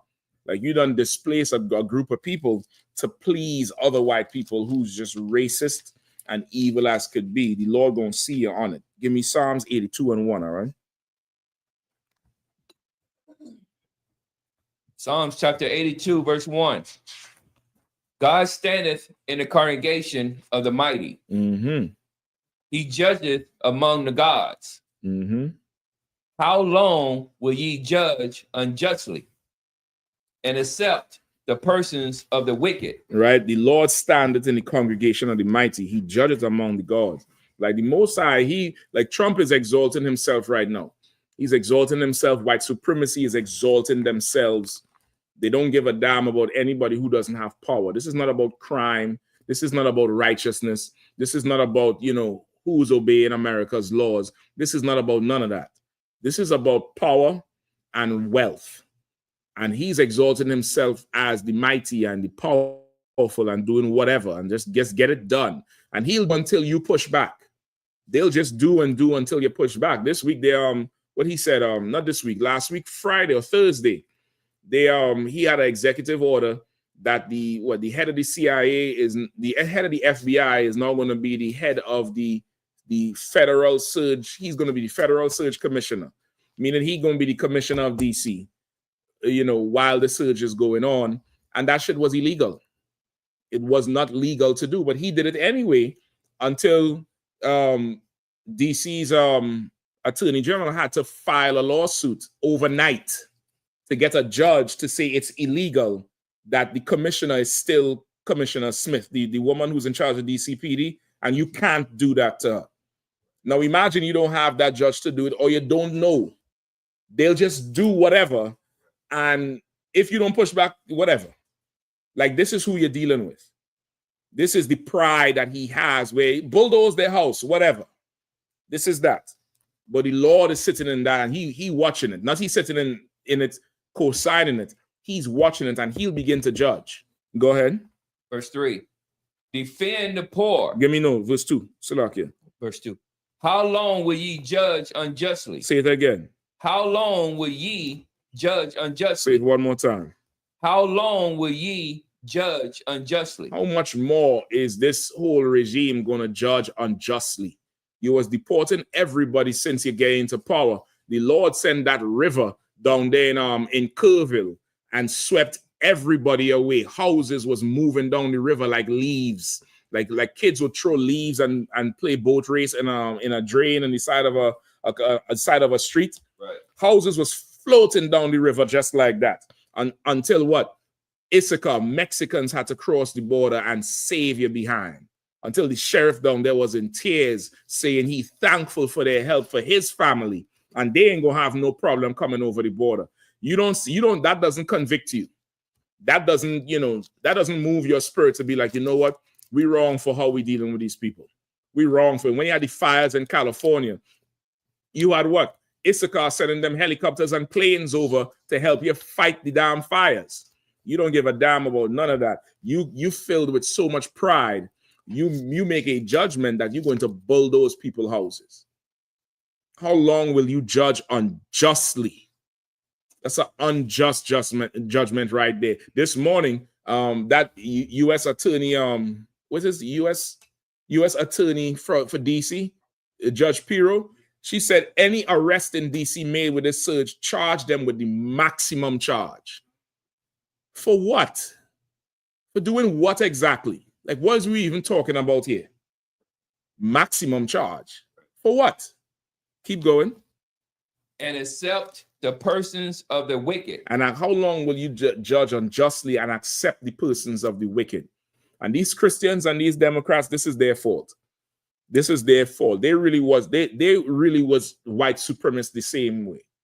They're just white supremacists with the volume turned down. They didn't do enough to protect black people because they don't give a damn about black and Hispanic and Native Indian people. They don't give a damn about the poor. They don't give a damn about anybody. Trump came in there and showed what the power of that office could really do. He showed exactly what could have been done on the other side. That every president, for saying you have to be fair and balanced and you can't do this and you can't do that. Trump came in there and did it his way. He come in there and Frank Sinatra, the whole thing. He did it his way, and that's the only way. Which means Biden could have did it, Obama could have did it, Clinton could have did it. And we ain't supporting no Democrats, but we're showing you how, getting mixed up with this politics with these people is of no consequence to us. None. Biden is a Democrat. He said what? He came with the crime bill, the three strikes thing.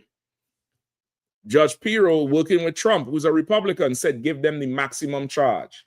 They're both the same. They're both the same. We don't have no business dealing with them. And right now, Muriel Bowser is understanding that. That Chief Smith is understanding that. DC Delegate Eleanor Norton Holmes is understanding that. She in there for, she like the mommy up in that thing. Yeah,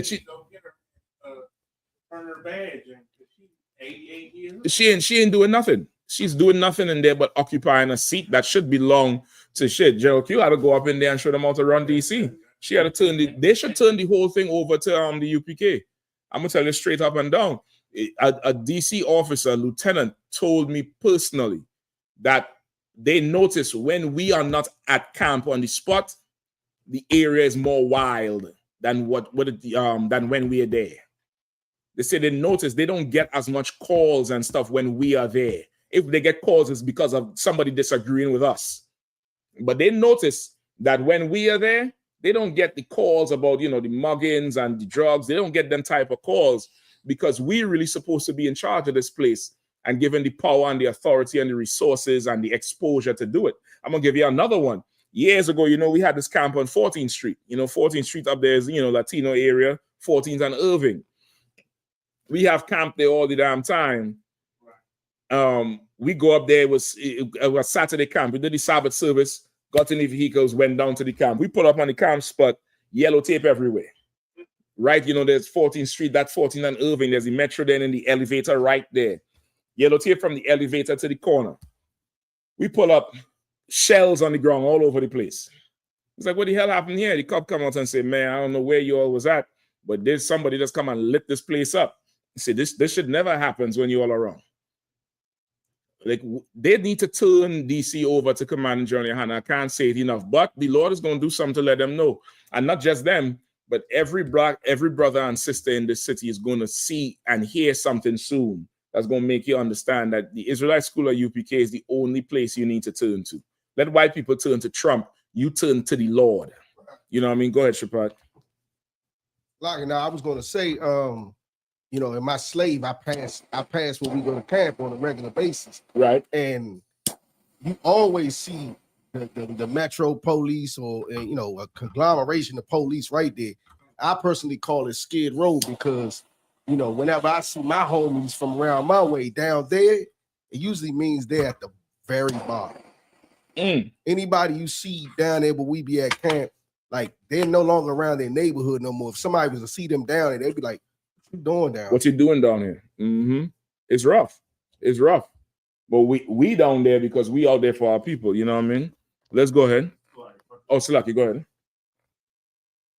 There was a comment online from Lance Bishop, and I have a response. Oh, Salaki, did you give the brother Houston number and stuff? I posted online. All right, no sweat. Did he respond? Did he see it? So he did. Okay, no sweat. Lance Bishop says Biden was not a part. Biden was a part of the administration. He did not write the 3 strikes. Get it right, brother. And I have an article real quick. Okay. Yeah, go ahead, please.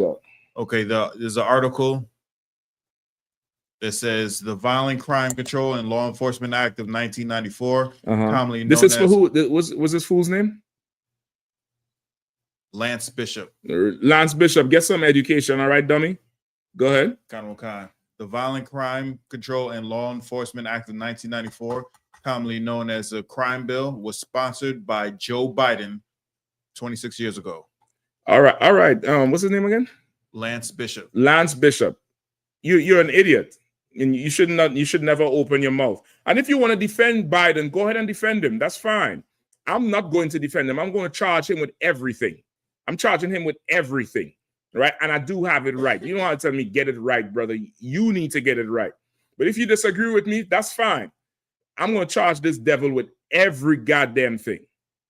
All right? Where we at? Give me verse 3. Verse 3.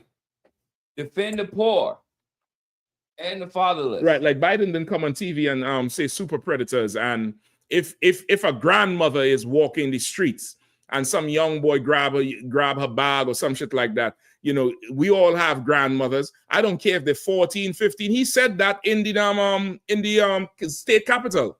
He said that in the Capitol building in the rotunda. Don't come to me with no nonsense trying to get him off on some technicality. He didn't write the 3 strikes bill. Get it right, brother. Shut your mouth, man. Shut your mouth. If you like the taste of the white man's nether regions in your mouth, that's you. Everybody have the taste. Everybody like what they like. You get the point? If you want that, go ahead. But don't tell me about get it right. Go ahead. Verse 3. Defend the poor and fatherless. Say it again. Defend the poor and fatherless. That's what the Bible said to do. Defend the poor and the fatherless. And right now, that whole surge, that whole thing with Trump is a war on poverty. It's war on the poor. He's not defending the poor and the fatherless. He's not going and bringing relief to people who have need, but bringing more distress. You know what he should have did? Instead of backing up the DC garbage truck, instead of backing up the bulldozer, instead of backing up that long container with for the trash, they could have go to U-Haul or Penske and give them some sort of tax break or tax incentive. Tell them we'll give you, a $200,000 write-off or something, right? For next year's tax return or something like that. Give them some sort of incentive, free advertising, a DC contract, whatever. And they could have gone in there and packed people's stuff up in there and tell them we holding it in this location for 30 days, 60 days. Just come on down there, identify yourself, or meet with somebody in them. In those type of communities where they have the tents and stuff, there's usually somebody who is senior in the whole zone. There's usually somebody who is, damn near in charge of it or running or this, they have problems. They go to that tent, they go to that person. You could have go to that person as a representative and say, listen, we can't have you all on the streets no more. You all could pack your stuff up in here. You pack it up yourself so we could assure your stuff, and you have 30 days to find something. We have a program. Come here.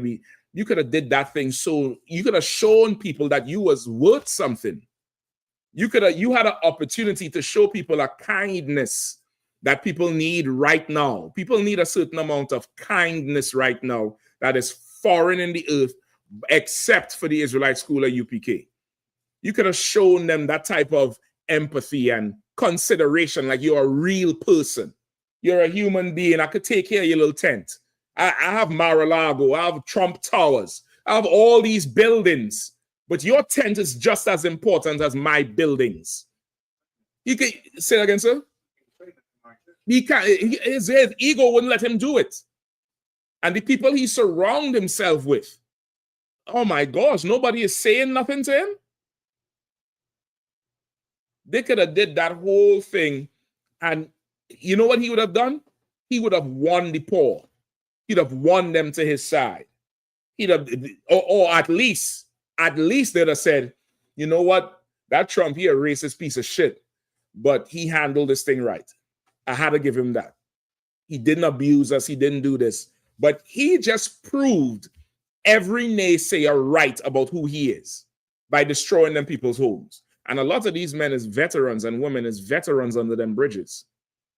They go into the VA, 2-3 times a week, catching that bus going up Georgia Ave. What are you saying about them? I'm saying, don't be surprised in the next 2 weeks, 3 weeks, 2 months, you hear some sort of activity that's antisocial. I ain't going to use the T word just yet, but some sort of activity that's antisocial in DC from a veteran who used to be under the bridge. God damn, Bukawash. I'm trying not to give no ideas because they're gonna say I instigate the shit out. You're not giving me no protection at all. God damn, man. Shit. Yeah, that's it. You know what I mean? Like, you violated them people horribly. When the Bible says defend the poor, not attack the poor. It's not a crime to be poor, not according to God. But according to the white man, according to America, it is a crime to be poor. You understand? That's why they don't stop the Israelis from bombing the Palestinians. The Palestinians poor compared to the Israelis. They ain't got no money to offer America. The Israelis got all kind of stuff to offer America. So Trump is, let them do whatever. Same thing with Russia. Let them do whatever. Go ahead. If I could, they just passed a law in the dead of nights where they passed a law saying that the U.S. will pay the IDF veterans and their retired cancer. So U.S. they pass is a law where our U.S. tax dollars is going to pay IDF, their Israeli Defense Force, their veterans, and they're paying them their disability and their retirement. And the money that they reserved for their soldiers and whatnot for that cause, they're referring. Nope, they passed it, and they took that money and they're giving their citizens free health care. Because you had to send me that, bro. You had to send me that article. Listen, y'all know Captain Nine Fact. Captain Nine Fact, he reads every goddamn thing. I think that's the proof he was right about everything he said since the beginning of the year. That the small hats are running America and Trump is their Pinocchio. He's their Pinocchio that's in the White House just working for them. That's crazy, Ark. He's there, so they pay. Let's read on. You found it, sir? Service members.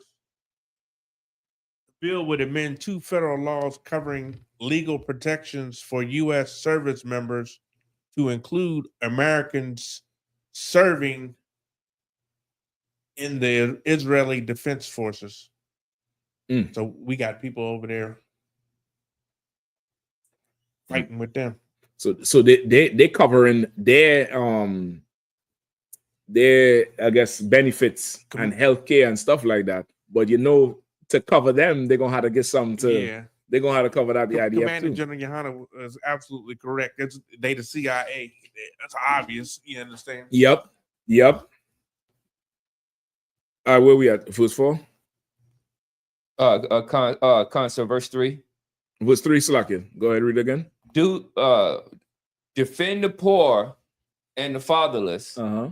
Do justice to the afflicted and needy. Go ahead. Verse 4. Deliver the poor and needy.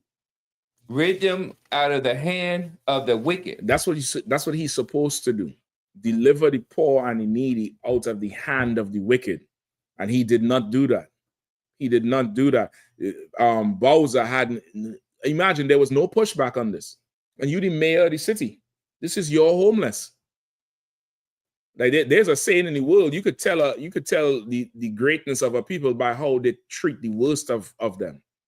You look at the prison system, look how they treat the poor. You could really tell, a lot about people like that. Like you have a demographic of your people that's poor and homeless and needy. You have to find a way to bridge them back to your regular society. You have to have a plan where there's a 10-year plan, 20-year plan, whatever it is, that you're going to stop the fallout that's happening. And you just punish them for being homeless when that's ridiculous. Hold where you at. Give me 2nd Ezra chapter 2 and verse 20. Somebody else. You could just hold it where you at, Leviathan. Somebody else give me that. Whoever's online or any brother in the room could grab it.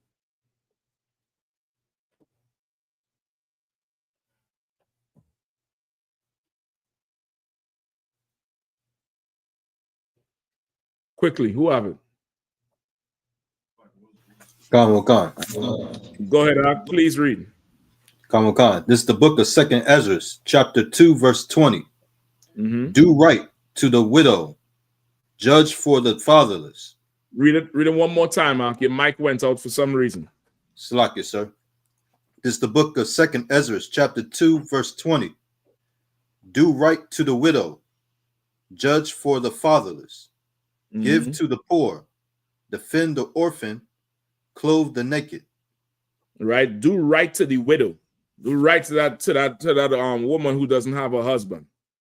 Judge the fatherless. Judge for the fatherless, because somebody who does that, father would be the judge in their life, telling them what to do, encouraging them, counseling them. You're gonna have to be that person. Instead, you want to charge 14-year-olds as adults, right? You don't judge for the fatherless. What's the other thing it says? Give to the poor, defend the orphan, and clothe the naked. Not bulldoze their houses and take away the little that they have, destroy the little bit that they have in a part of the city that's, nobody's really there. And if on your free time, drive around that part of the city on Sunday morning. Sunday morning, anytime between 7 and 1 p.m. And you will see every devil down there. That's close to the area where they build these little volleyball courts, these little sand volleyball courts, and they have little running, and they're down there and they having their fun. That's their fun time. And not far away is that homeless population. Not in the same exact place, but it's in the area of it. The people who's there is an eyesore for. That's what it really is. Go ahead. It's close to there, but it's a little bit further, off of it. You get the point? But it's all in the same area. But they just have a hatred for anybody who don't live in some mansion with marble floors. Right? Keep reading the Matthew. Khan. Verse 21. Heal the broken and the weak. Say it one more time. Khan. Heal the broken and the weak. Go ahead.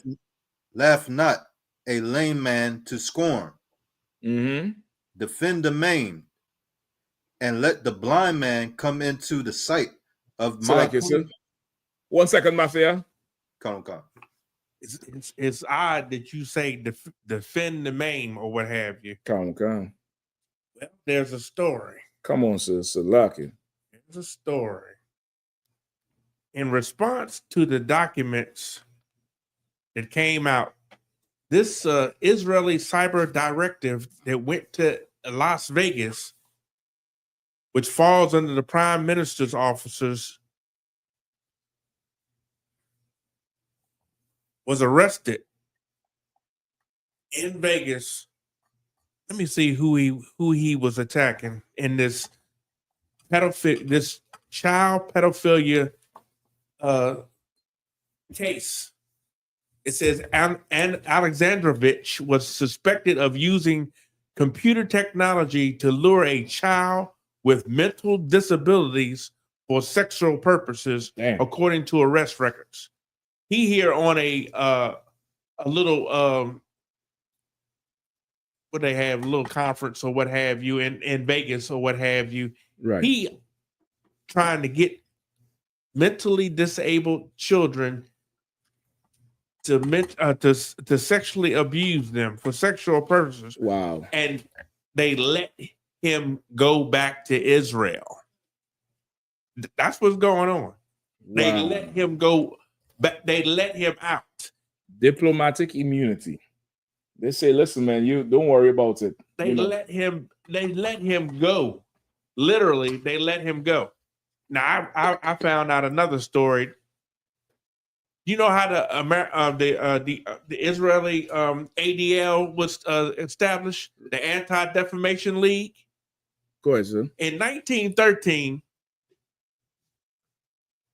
I believe it was in Georgia, some white Jewish man owned a pencil factory. Right. And of course, you know, they want to do what they want to do.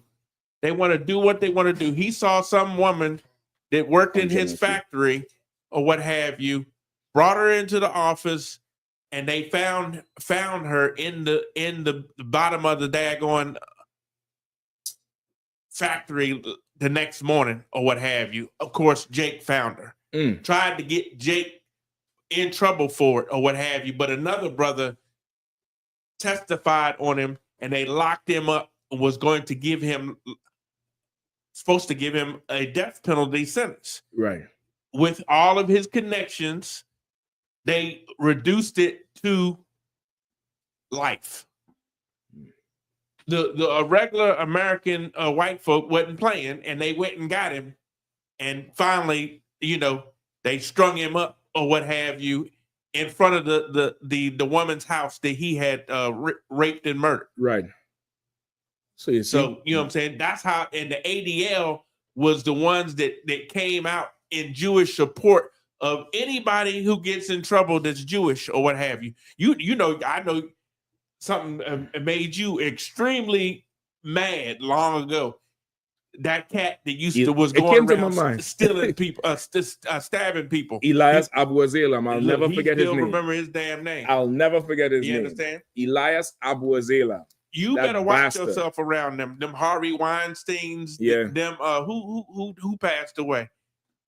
That was the sister, Whitney Houston or what have you. Clive was in the damn hotel. Right. You know what I'm saying? Yeah. You don't know who you dealing with. That's right. You don't know who you dealing with. That's right. They'll go right on home and you will be gone or what have you. And they will never get prosecuted. Yep. They about as bad as the goddamn Roman Catholic priests. Yeah. You know? Yep, you're right. So even you remember the story the general was talk about in I forget where in New York, where the Hasidic Jews was. Remember, and the Jewish man who hit the little child, and the car was down there parked up on the child. The ambulance came and took the Jewish man driving the car and left the child right there to die. And you know, they went crazy. I think it was a Levite child or a Benjamite child. A Benjamite child.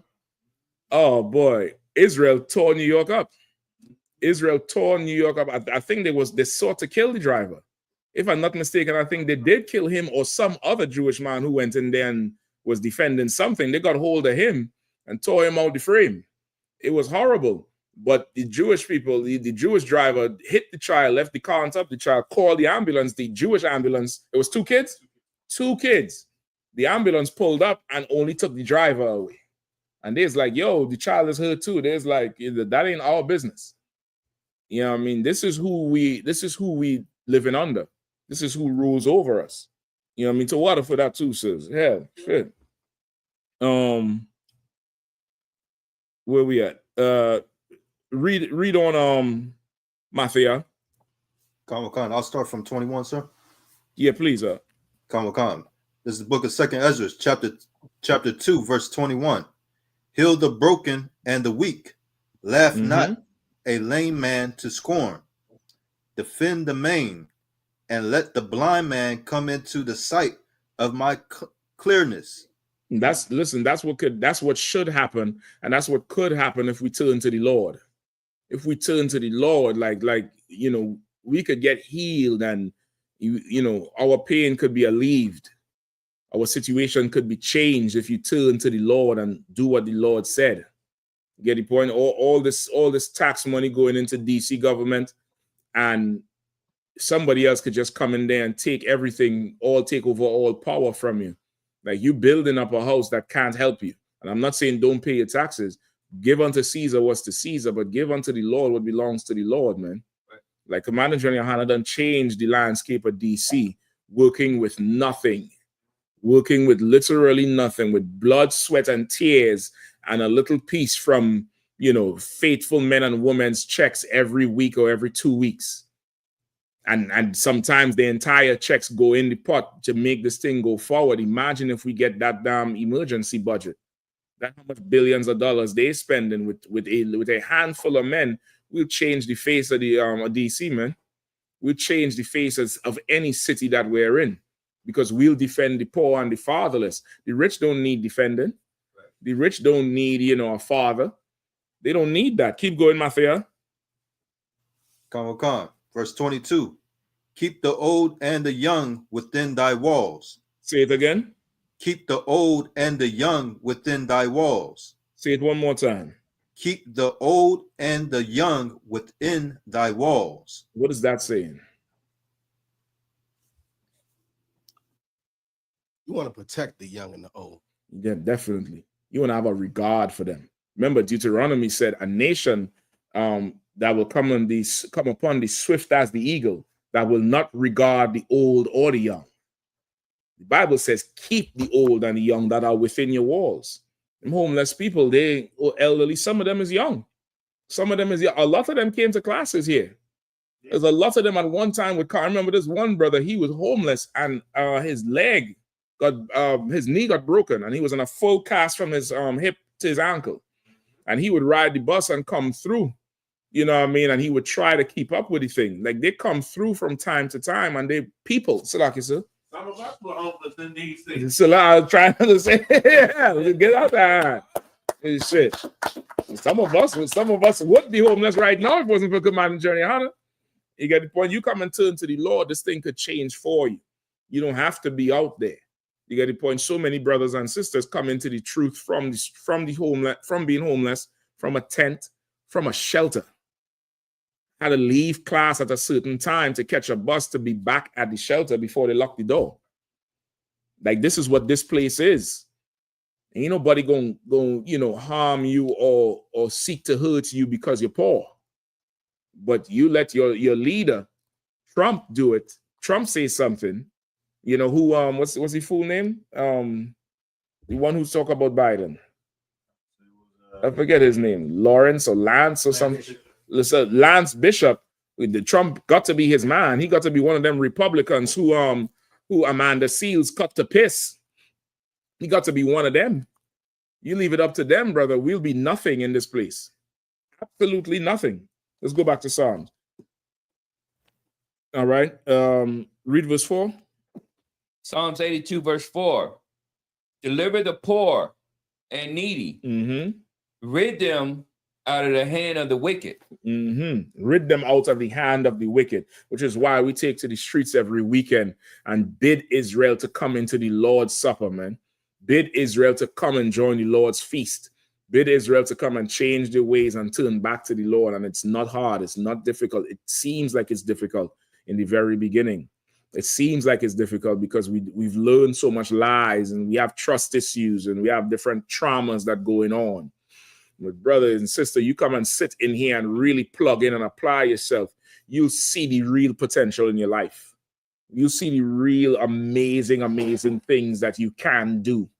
Right. Get the point? You'll see what you're really capable of, with the Lord on your side. Keep going. Verse 5.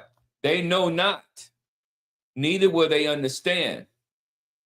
They walk on in darkness. Mm-hmm. All the foundations of the earth are out of course. Out of course, right? They know not, neither will they understand. They walk on in darkness. Like these leaders over here, They don't give a damn about you or your problems or anything you're going through. They don't give a damn about your poverty, about your issues. They want you to show up on that plantation and pick cotton and keep your mouth shut about everything else they do. Right. Don't say nothing. The whole world is out of course. You have Elon Musk blowing up billions of dollars every other month with that SpaceX. How much ever his rockets going out into space just blew up. Millions of dollars that could have built an apartment complex for them people who are homeless and get them, put them in jobs where they could go pay their rent and live like normal human beings. You ain't really want to stop crime. You just want to abuse the poor. You want when people come to America, they look at DC like, you go visit Putin in the Kremlin. You want the reputation that Putin has. You want the reputation that that the Chinese leader has, or you want or Kim Jong-un has in North Korea. You want that military display. You want that look of roughness because really you're a soft man. Really you're a weak man. You're a tiny man inside. Really you're just a punk and you need to abuse people to make yourself look better. Everybody waited on them Epstein files for them children that got abused, but you ain't saying nothing about that. You ain't saying nothing about it. You're trying to hide that. You're trying to bulldoze that like the Epstein files was in them homeless people's tents. You push that out the way, like if in there was all the Epstein files. In there was the link to all the cartels. The cartels was running out of them tents under the bridge. They show you under the bridge, brother. It's clear, but you could tell something was there. Because you hate the poor so much. The Lord is going to see judgment on you for it, man. The Lord is going to see judgment on you for it. And blacks and Hispanics, we should really watch what's going on with how they're treating us and the poor. How they're treating everybody who doesn't have a political strength or might to their hands to push back on this oppressor. We should watch it carefully and turn to the Lord fast. Turn to the Lord fast. Because it ain't nothing to come and bulldoze where you live next. It ain't nothing to come and take what you have next. Salakison. One check away from being in the street. I'm trying to tell you. They ain't paying you enough. They ain't doing nothing to help you secure yourself. But they're destroying the little things that people have. It's because the white man is the devil and he's in charge of this earth. He's in charge of this earth, and this is a total flex he's doing right now in this area. You should rush up in here even more. More and more. You should pay your tithes up in here even more and more and more. Look at the work that the General Dunn did with very little. With very, very little. You bringing in this National Guard. I asked this last week. With these people, these feds, what cases are they not working right now to walk the streets of DC? What terrorists are they not looking into? What drug cartel are they not looking into? What, child, sex ring are they not investigating right now to walk the streets of DC? Sadakison. Now, I'm gonna tell you, I'm not gonna respect him unless if he makes the whole come up. You know what I'm saying? They better not never leave. You understand? They here now. They better not never leave. You understand? If so, you know what I'm saying? The American people are just stay out of their mind to allow this numbskull to be over top of them in the manner that he is. He ain't serious because he could have done this before. Right. He could have done it before by just allowing for the people that did the January 6th to stay. And that's what he's doing. He bring that. What were you? They was all police chiefs and all deputies from all over the country that came in here. Yep. They doing it again. They're doing the same thing again. You know what I'm saying? Like if they gonna stay this time? Yeah. I've been calling it from the giddy up that when he had his little birthday party, he didn't have enough. Right. He was gonna. I was like, you gonna let this fool bring army tanks and all type of military? They probably around the corner. Yeah. Yep. You That's understand? exactly Because it. now he got more National Guard coming onto the streets, and it's the same fools that he just let out that ran up into the Capitol. Yeah. Like, are we? Are you that we blind? must be asleep. Yeah, exactly. You're right, son. Is you that blind? Like he's securing himself. Come on, Anthony Hanna said he gonna just barricade himself in there for when them Epstein files leak. You gotta climb over every alphabet squad to get to him. You know what I mean? All right, good. So Amanda Caesar, go ahead. Chelsea Blue asks, can you ask Captain about Trump and Venezuela and how that will affect Trinidad? Oh, okay. It's affecting Trinidad already. It's affecting Trinidad already. All right. Trump with Venezuela, that's a very old battle, right? The Venezuelan government during the oil boom days, I believe this was like 40s and 50s for Venezuela, kind of similar to the same scenario that happened with Iran. Remember, we explained Iran a few weeks ago. It's kind of same on the timeline in terms of when the oil became nationalized, right? So earlier on in Venezuela's oil history, a lot of U.S. expats was down there, particularly those oil tycoons from Texas.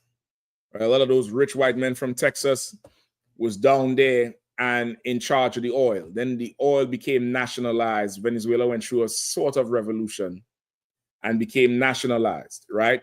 Fast forward to like the 80s, you have Chavez, right? I think Chavez took over. I forget the guy he took over from. But Chavez was a young leader at the time. And the guy he took over from was still, I believe the country was still in league with America with the oil. They still was, rolling with America. And there was some deal that went left. You could look it up. A little vague on the memory of it. There was a deal that went left and Chavez picked up on it. And then he started turning Venezuela the other way against America. And from since then, go ahead, sir. We got to remember that the defense, the national defense organizations that are running America since Vietnam or what have you, they have perfected going into countries and destroying them. They perfected that craft. And so what Venezuela was seeing was Operation Condor that the CIA was conducting in South America, Central and South America. Right. That's how they stole everything from Puerto Rico. That's how they went into Chile or what have you.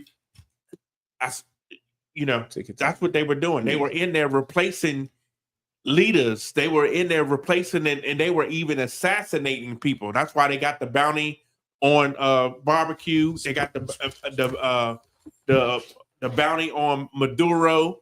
Right. They are well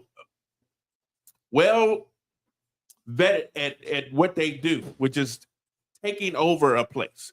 They taking over places.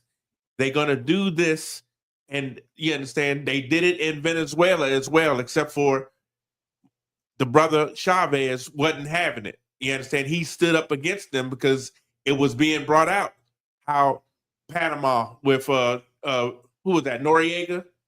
All of that was, the CIA and everything that was going in there with the drugs and the dopes in Colombia and everything that they've been doing forever.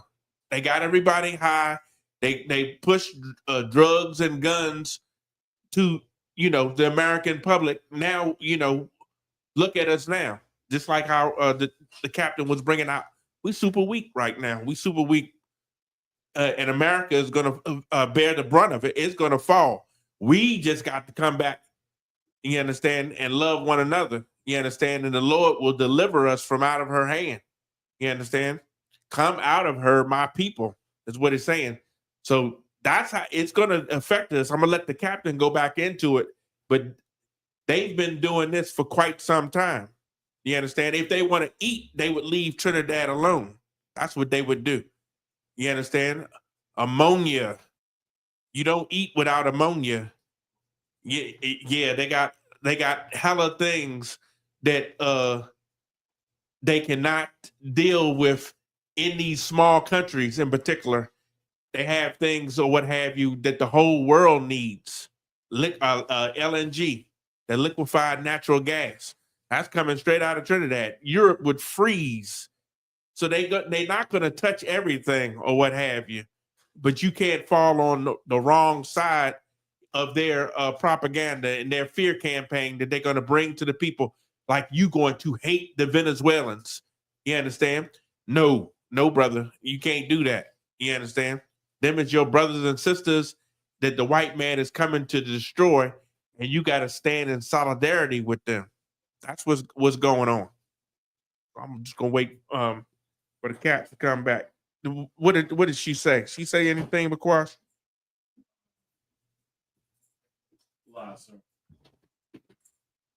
I'm gonna let the captain finish up on it. So, what did you reply? Thank you for the information. Just thank you for the information. Thank for the information. They were our current prime minister is talking. She wants us to dislike Venezuela.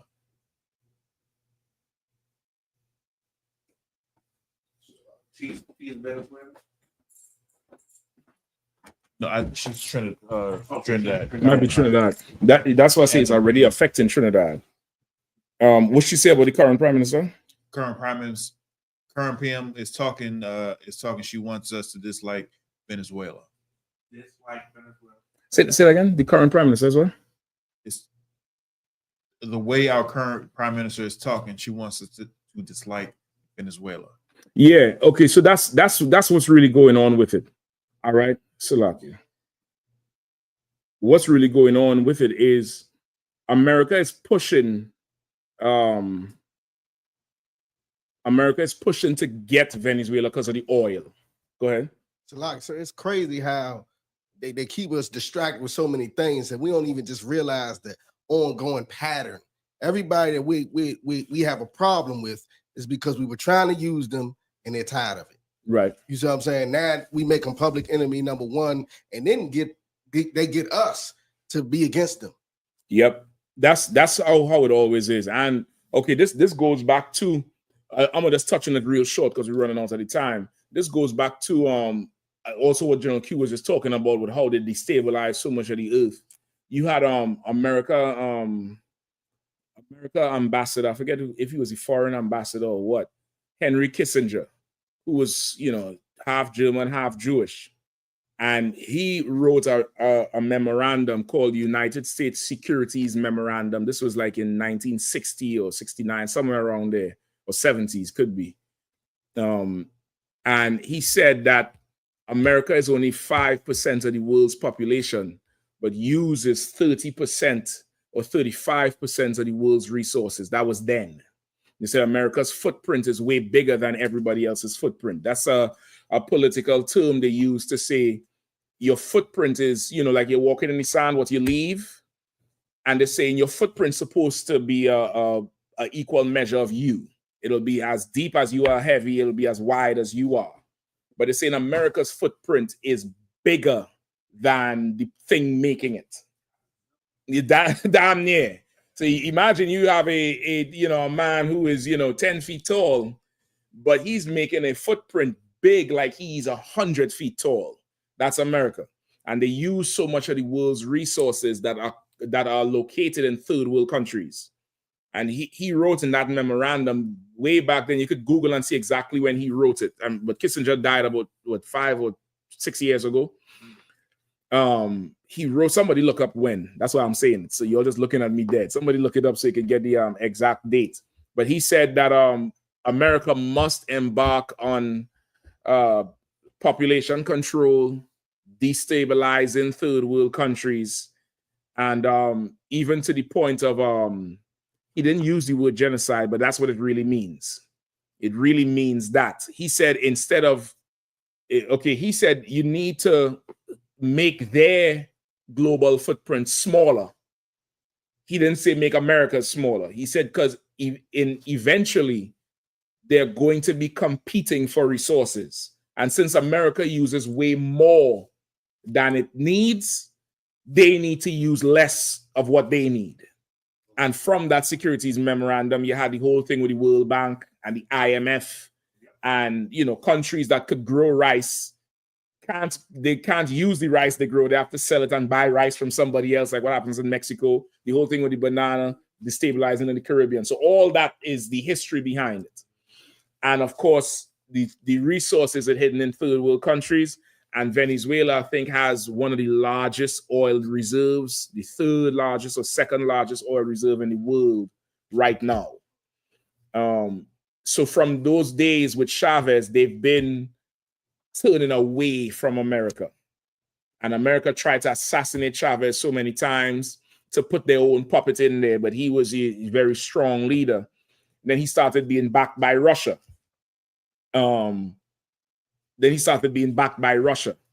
Right? What do you have? He died in 2023, but he made that statement in 76. 76. I believe that's the year of the securities memorandum. So like you say. And he wasn't just talking. That was a killer right there. Yeah, he was a stone cold killer. And we ain't talking about killer like shoot somebody at the metro station. We're talking about hundreds of thousands and millions of people was going to be dead in 5 years under him.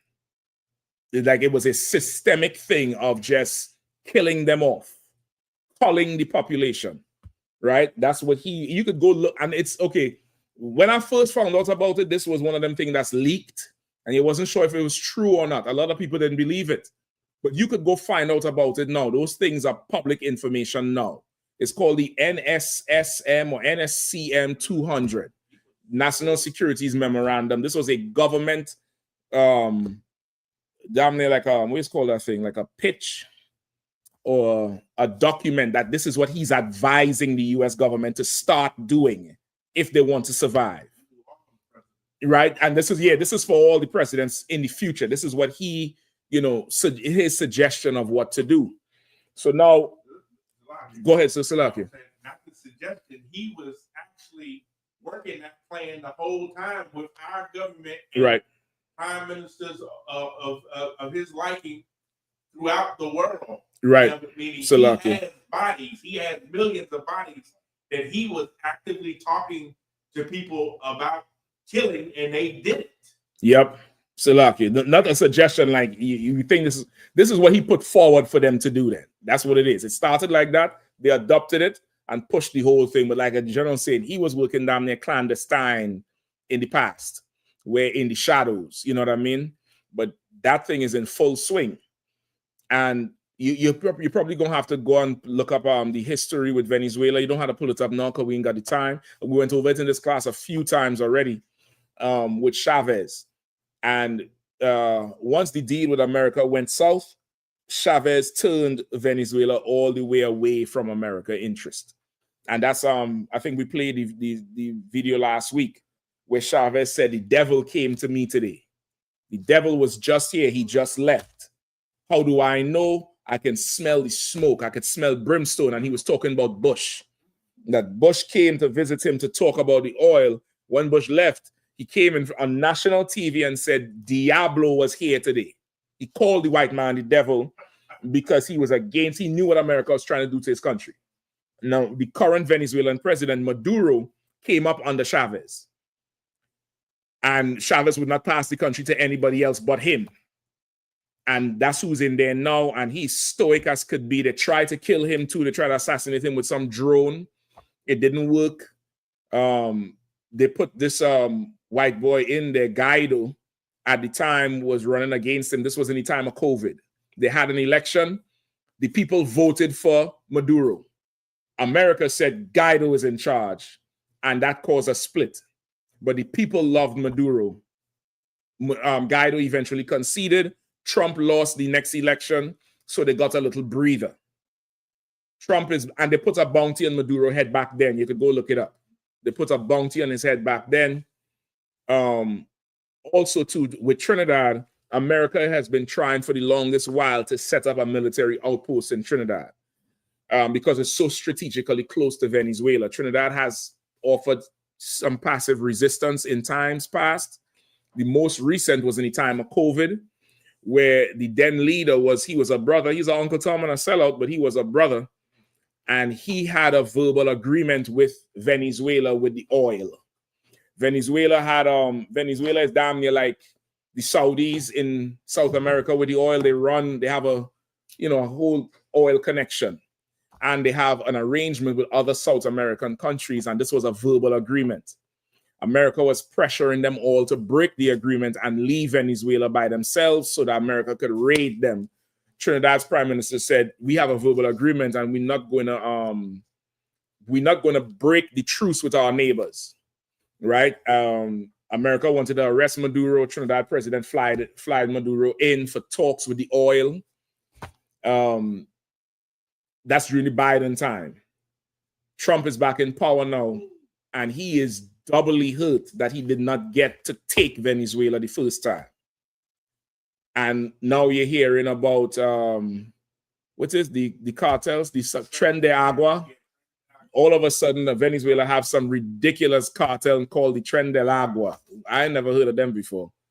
And, all these criminals from Venezuela and illegal immigrants from Venezuela and send them back. And so now don't be surprised that some of the immigrants that they sent back are agents that going in there to destabilize Venezuela. Go ahead. So like I said, when you finish, I had a verse that I was asked to break down. I want to make sure I gave. No sweat. I'm gonna try to get to you before, right? Come.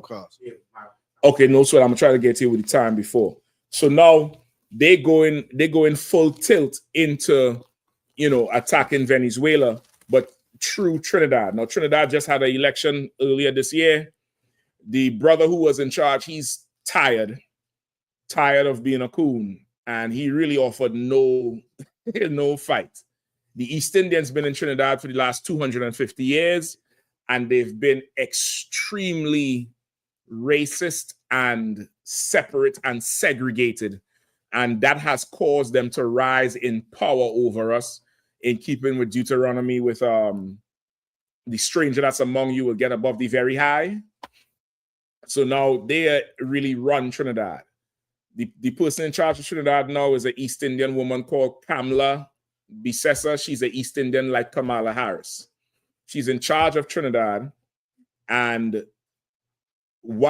before she got in charge, while that old leader was there, when America asked that brother to turn his back on Maduro, she contacted the American embassy and said she'll do whatever they want. And she said, don't worry about the black man in office. She said this on national TV. When they pulled her up on it, she said, I didn't say black, I said blank man, meaning he doesn't do anything. I said blank man. You could look at the tape. She fucking lied. She said, don't worry about the black man in office. Tell me what you want done. She was ready to sell all the way out for US money. So fast forward to today, she's in charge. Trump is again back on Venezuela to secure oil because he's getting ready to make war with the Middle East. So they need to secure oil. But there's something called the BRICS Alliance, which has been started since, I think, 2002. If I'm not mistaken, it's over 20 years of Brazil, Russia, India, China, and South Africa, I believe. That's the original BRICS. That's what the acronym stands for. And this was an alliance that came together to form a new, damn near like United Nations for oil, and they'll trade with each other.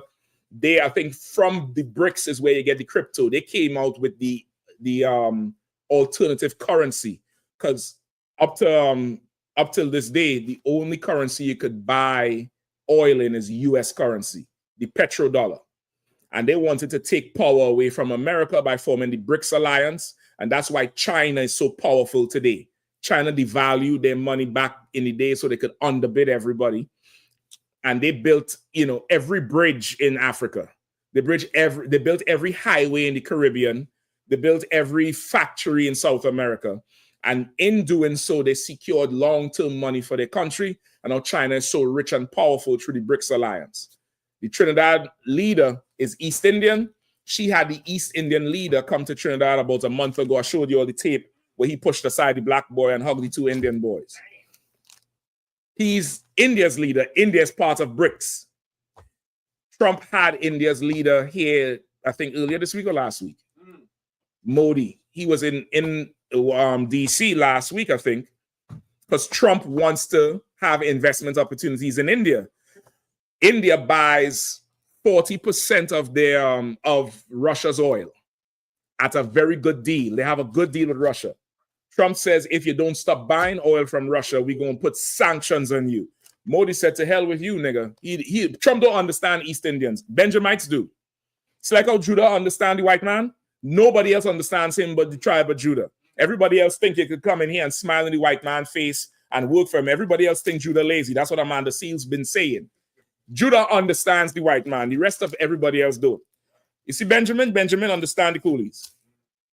We understand the coolies good and proper. If Trump think a tariff is going to stop him, he's batting out his league. That ain't going to stop him from doing nothing.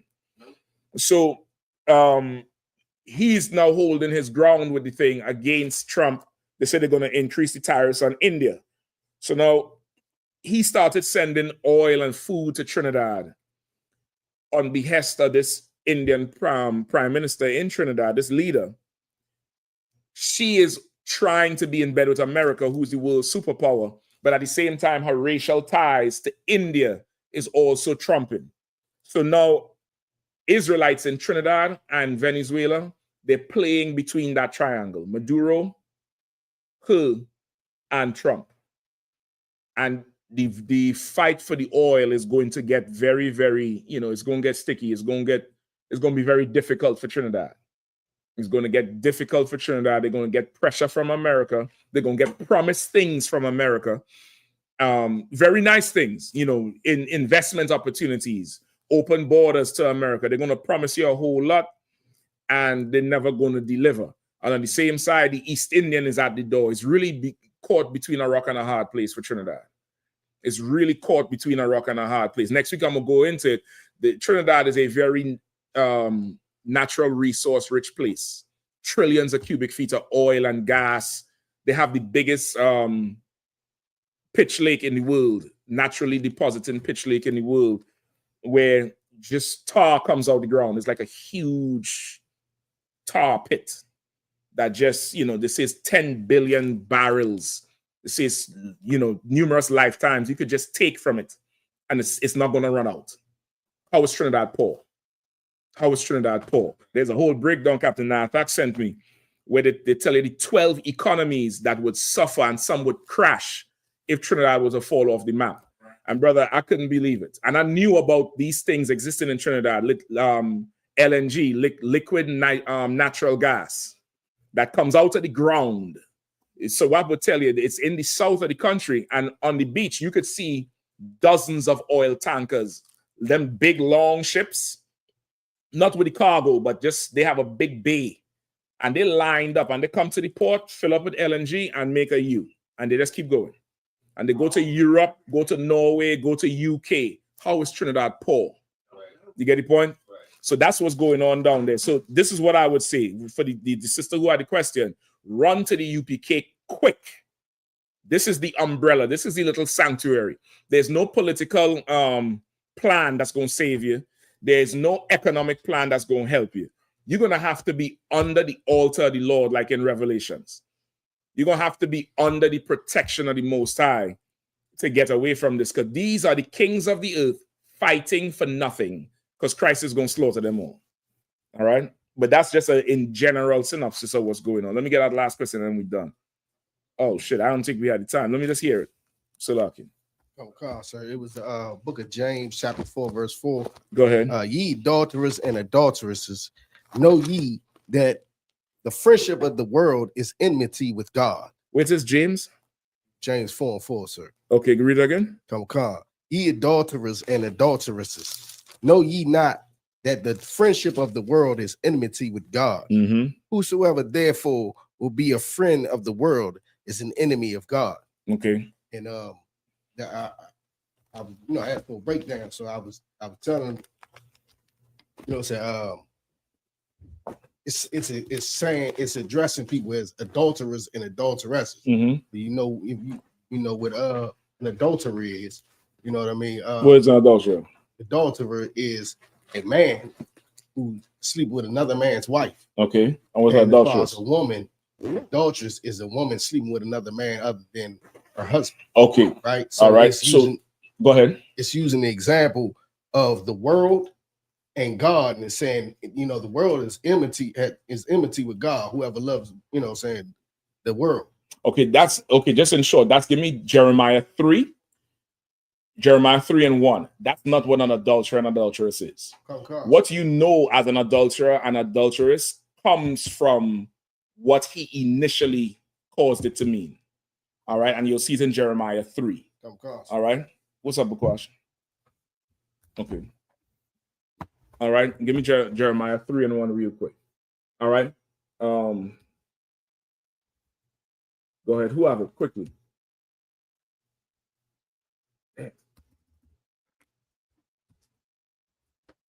Go ahead. Jeremiah chapter 3, verse 1. The words of Jeremiah, the son of Hilkiah, of the priests that were in Ananoth in the land of Benjamin, to whom the word of the Lord came. Is it Jeremiah 3? 3. So it's 3? All right, go ahead. Yeah. Jeremiah 3 and 1. Jeremiah 3 and 1. They say, if a man put away his wife and she go from him and become another man's, she shall return shall he return unto her again? Right. If a man puts away his wife and she goes unto another man, can that man go back to that first wife? He's asking, shall she return unto him again? Go ahead. Shall not that land be greatly polluted? Shall not that land be greatly polluted? Meaning it's a dirty thing for him to go back to her. Right? Go ahead. But thou hast played the harlot with many lovers. But you have played the whore with many lovers. You could understand. He's checking Israel like you would say a man who goes back to a woman who done had sex with another man. You would say, okay, that woman, she's dirty now. She's filthy now. Don't go back to her. You'll call the brother weak. You'll say he don't know what he dealing with. Why is he taking her back? You understand now when it comes to you. And the Lord saying, well, look around and see who you've laid with. Read that part again. But thou hast played the harlot with many lovers. But you have laid down with many lovers. Go ahead. Yet return again to me, saith the Lord. But you come back to me each time. Every time you come back to me, oh Lord, please help me with this. Oh Lord, please help me with that. When you was having fun with Buddha, you didn't care about the Lord. When you was having fun with Allah, you was a Bismillah, Rahim, and talking all that Arabic shit and putting on your long dress. When them bullets come through or the feds raid because the Muslims selling drugs, you say, oh God, you come back to me then. When you was up in that Christian church banging the tambourine, you didn't have a care in the world. But the minute pastor tell you pray and all your problems will go away, now you come to me. Look around and see who you haven't been with. You've been Episcopalian, you've been Methodist, you've been Baptist, you've been Muslim, you've been Christian, you've been Scientologist, you've been Rastafarian, you've been atheist, you've been, you've worshipped everything. You worship Barack Obama. Farrakhan said Barack Obama is the Lord and Savior. He said that when Obama was running for office. Jamie Foxx got up in some award show and I want to say thanks to our Lord and Savior Barack Obama, and the crowd went wild. You could go and look this up on YouTube. Look around and see who you haven't laid with. That's what the Lord is saying. Tell me who you haven't worshipped. That's a shorter list. Because if I ask you who you have worshipped, you done gone with everybody. The whole world. You done gone with the whole world. It might be easier for you to tell me who you haven't, worshipped and bowed down to and called your God. Keep going. Verse 2. Lift up thine eyes unto the high places. And see where thou hast been lain in. Right? He said, look around to all the high places, right? Meaning these places of power, high on a hill, religious power, political power, all of that. Look around to these high places and tell me who's, read it again. Tell me what? And see where thou has not been laid in. And tell me who you haven't been laid with. That's a short list. If you was right, you would be the list of who you laid with would be short. But you got your body count high according to the Lord. That's what he's saying there. You get the point? With that's the real adulterer and adulteress. You done whored on the Lord. Go ahead. Like I made it. That's how I broke it down. Basically, the Lord was saying we was being a harlot.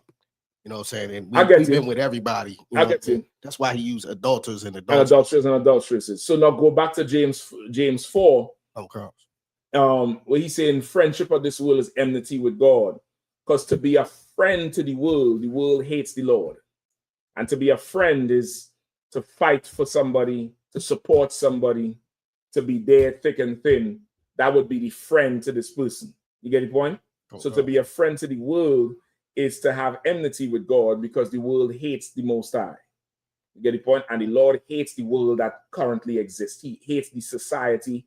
He hates, how it is and how it isn't. It should be a different way. And he hates it. So that's why he's saying friendship with this world is enmity with him. Of course. All right. That's it. You understand? You got it, brother? Yeah. All right. This is that there is talk. The adulterer and adulteresses is talking about you in the Christian church, you in the Muslim mosque, you in Rastafarianism. It's not, the adultery between a man and a woman. This here is talking about being a whore on the Lord, being dishonorable according to the Lord. All right. We good? With that, pass the class over to Priest and Officer Salaki. The announcements with the I.S.U.P.K out of 1 West 125th Street, Harlem, New York, under Commander General Yohan. Rules for new brothers and sisters. When a new brother or sister comes into the school, they're off limits for 6 months. They're to be saluted only. They're here to share themselves with the world. After 6 months, if a brother or sister has an interest in a particular person, he or she must get permission from the head to speak to a brother or sister.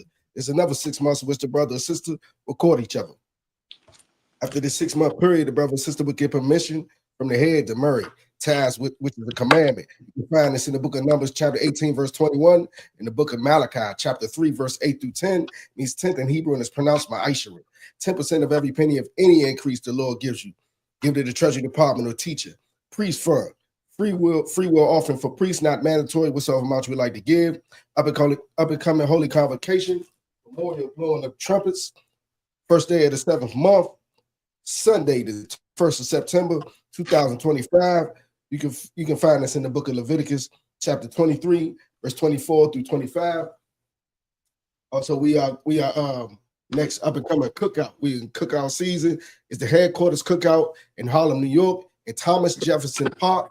That is on August the 31st at the end of the month. From the span of Friday, the scripture breakdown class. Friday scripture breakdown class on to the cookout on Sunday, the 31st. Also, after that, we have the Cali cookout from mute that thing up. You hearing it? Go ahead, brother. From Carl, sir. Then we had a Cali cookout, which is from October the 2nd to October the 5th. And after that, the Down South Houston cookout, which is from October the 31st to October the 2nd. Anything else you want to answer? Pay your tithes, man. Pay your tithes and don't stop playing with that thing. Go ahead. Come, Carl. Remind Aquaman Aquatin to check on social media such as ISUPK.com, Facebook, Twitter, YouTube, and so on for I.S.U.P.K events and materials. If a brother wants to be a troop in the school, you should start wearing all black, which includes black boots, black shirts, black pants, black headband, or scarf. And with that, I say I might, which means to stand.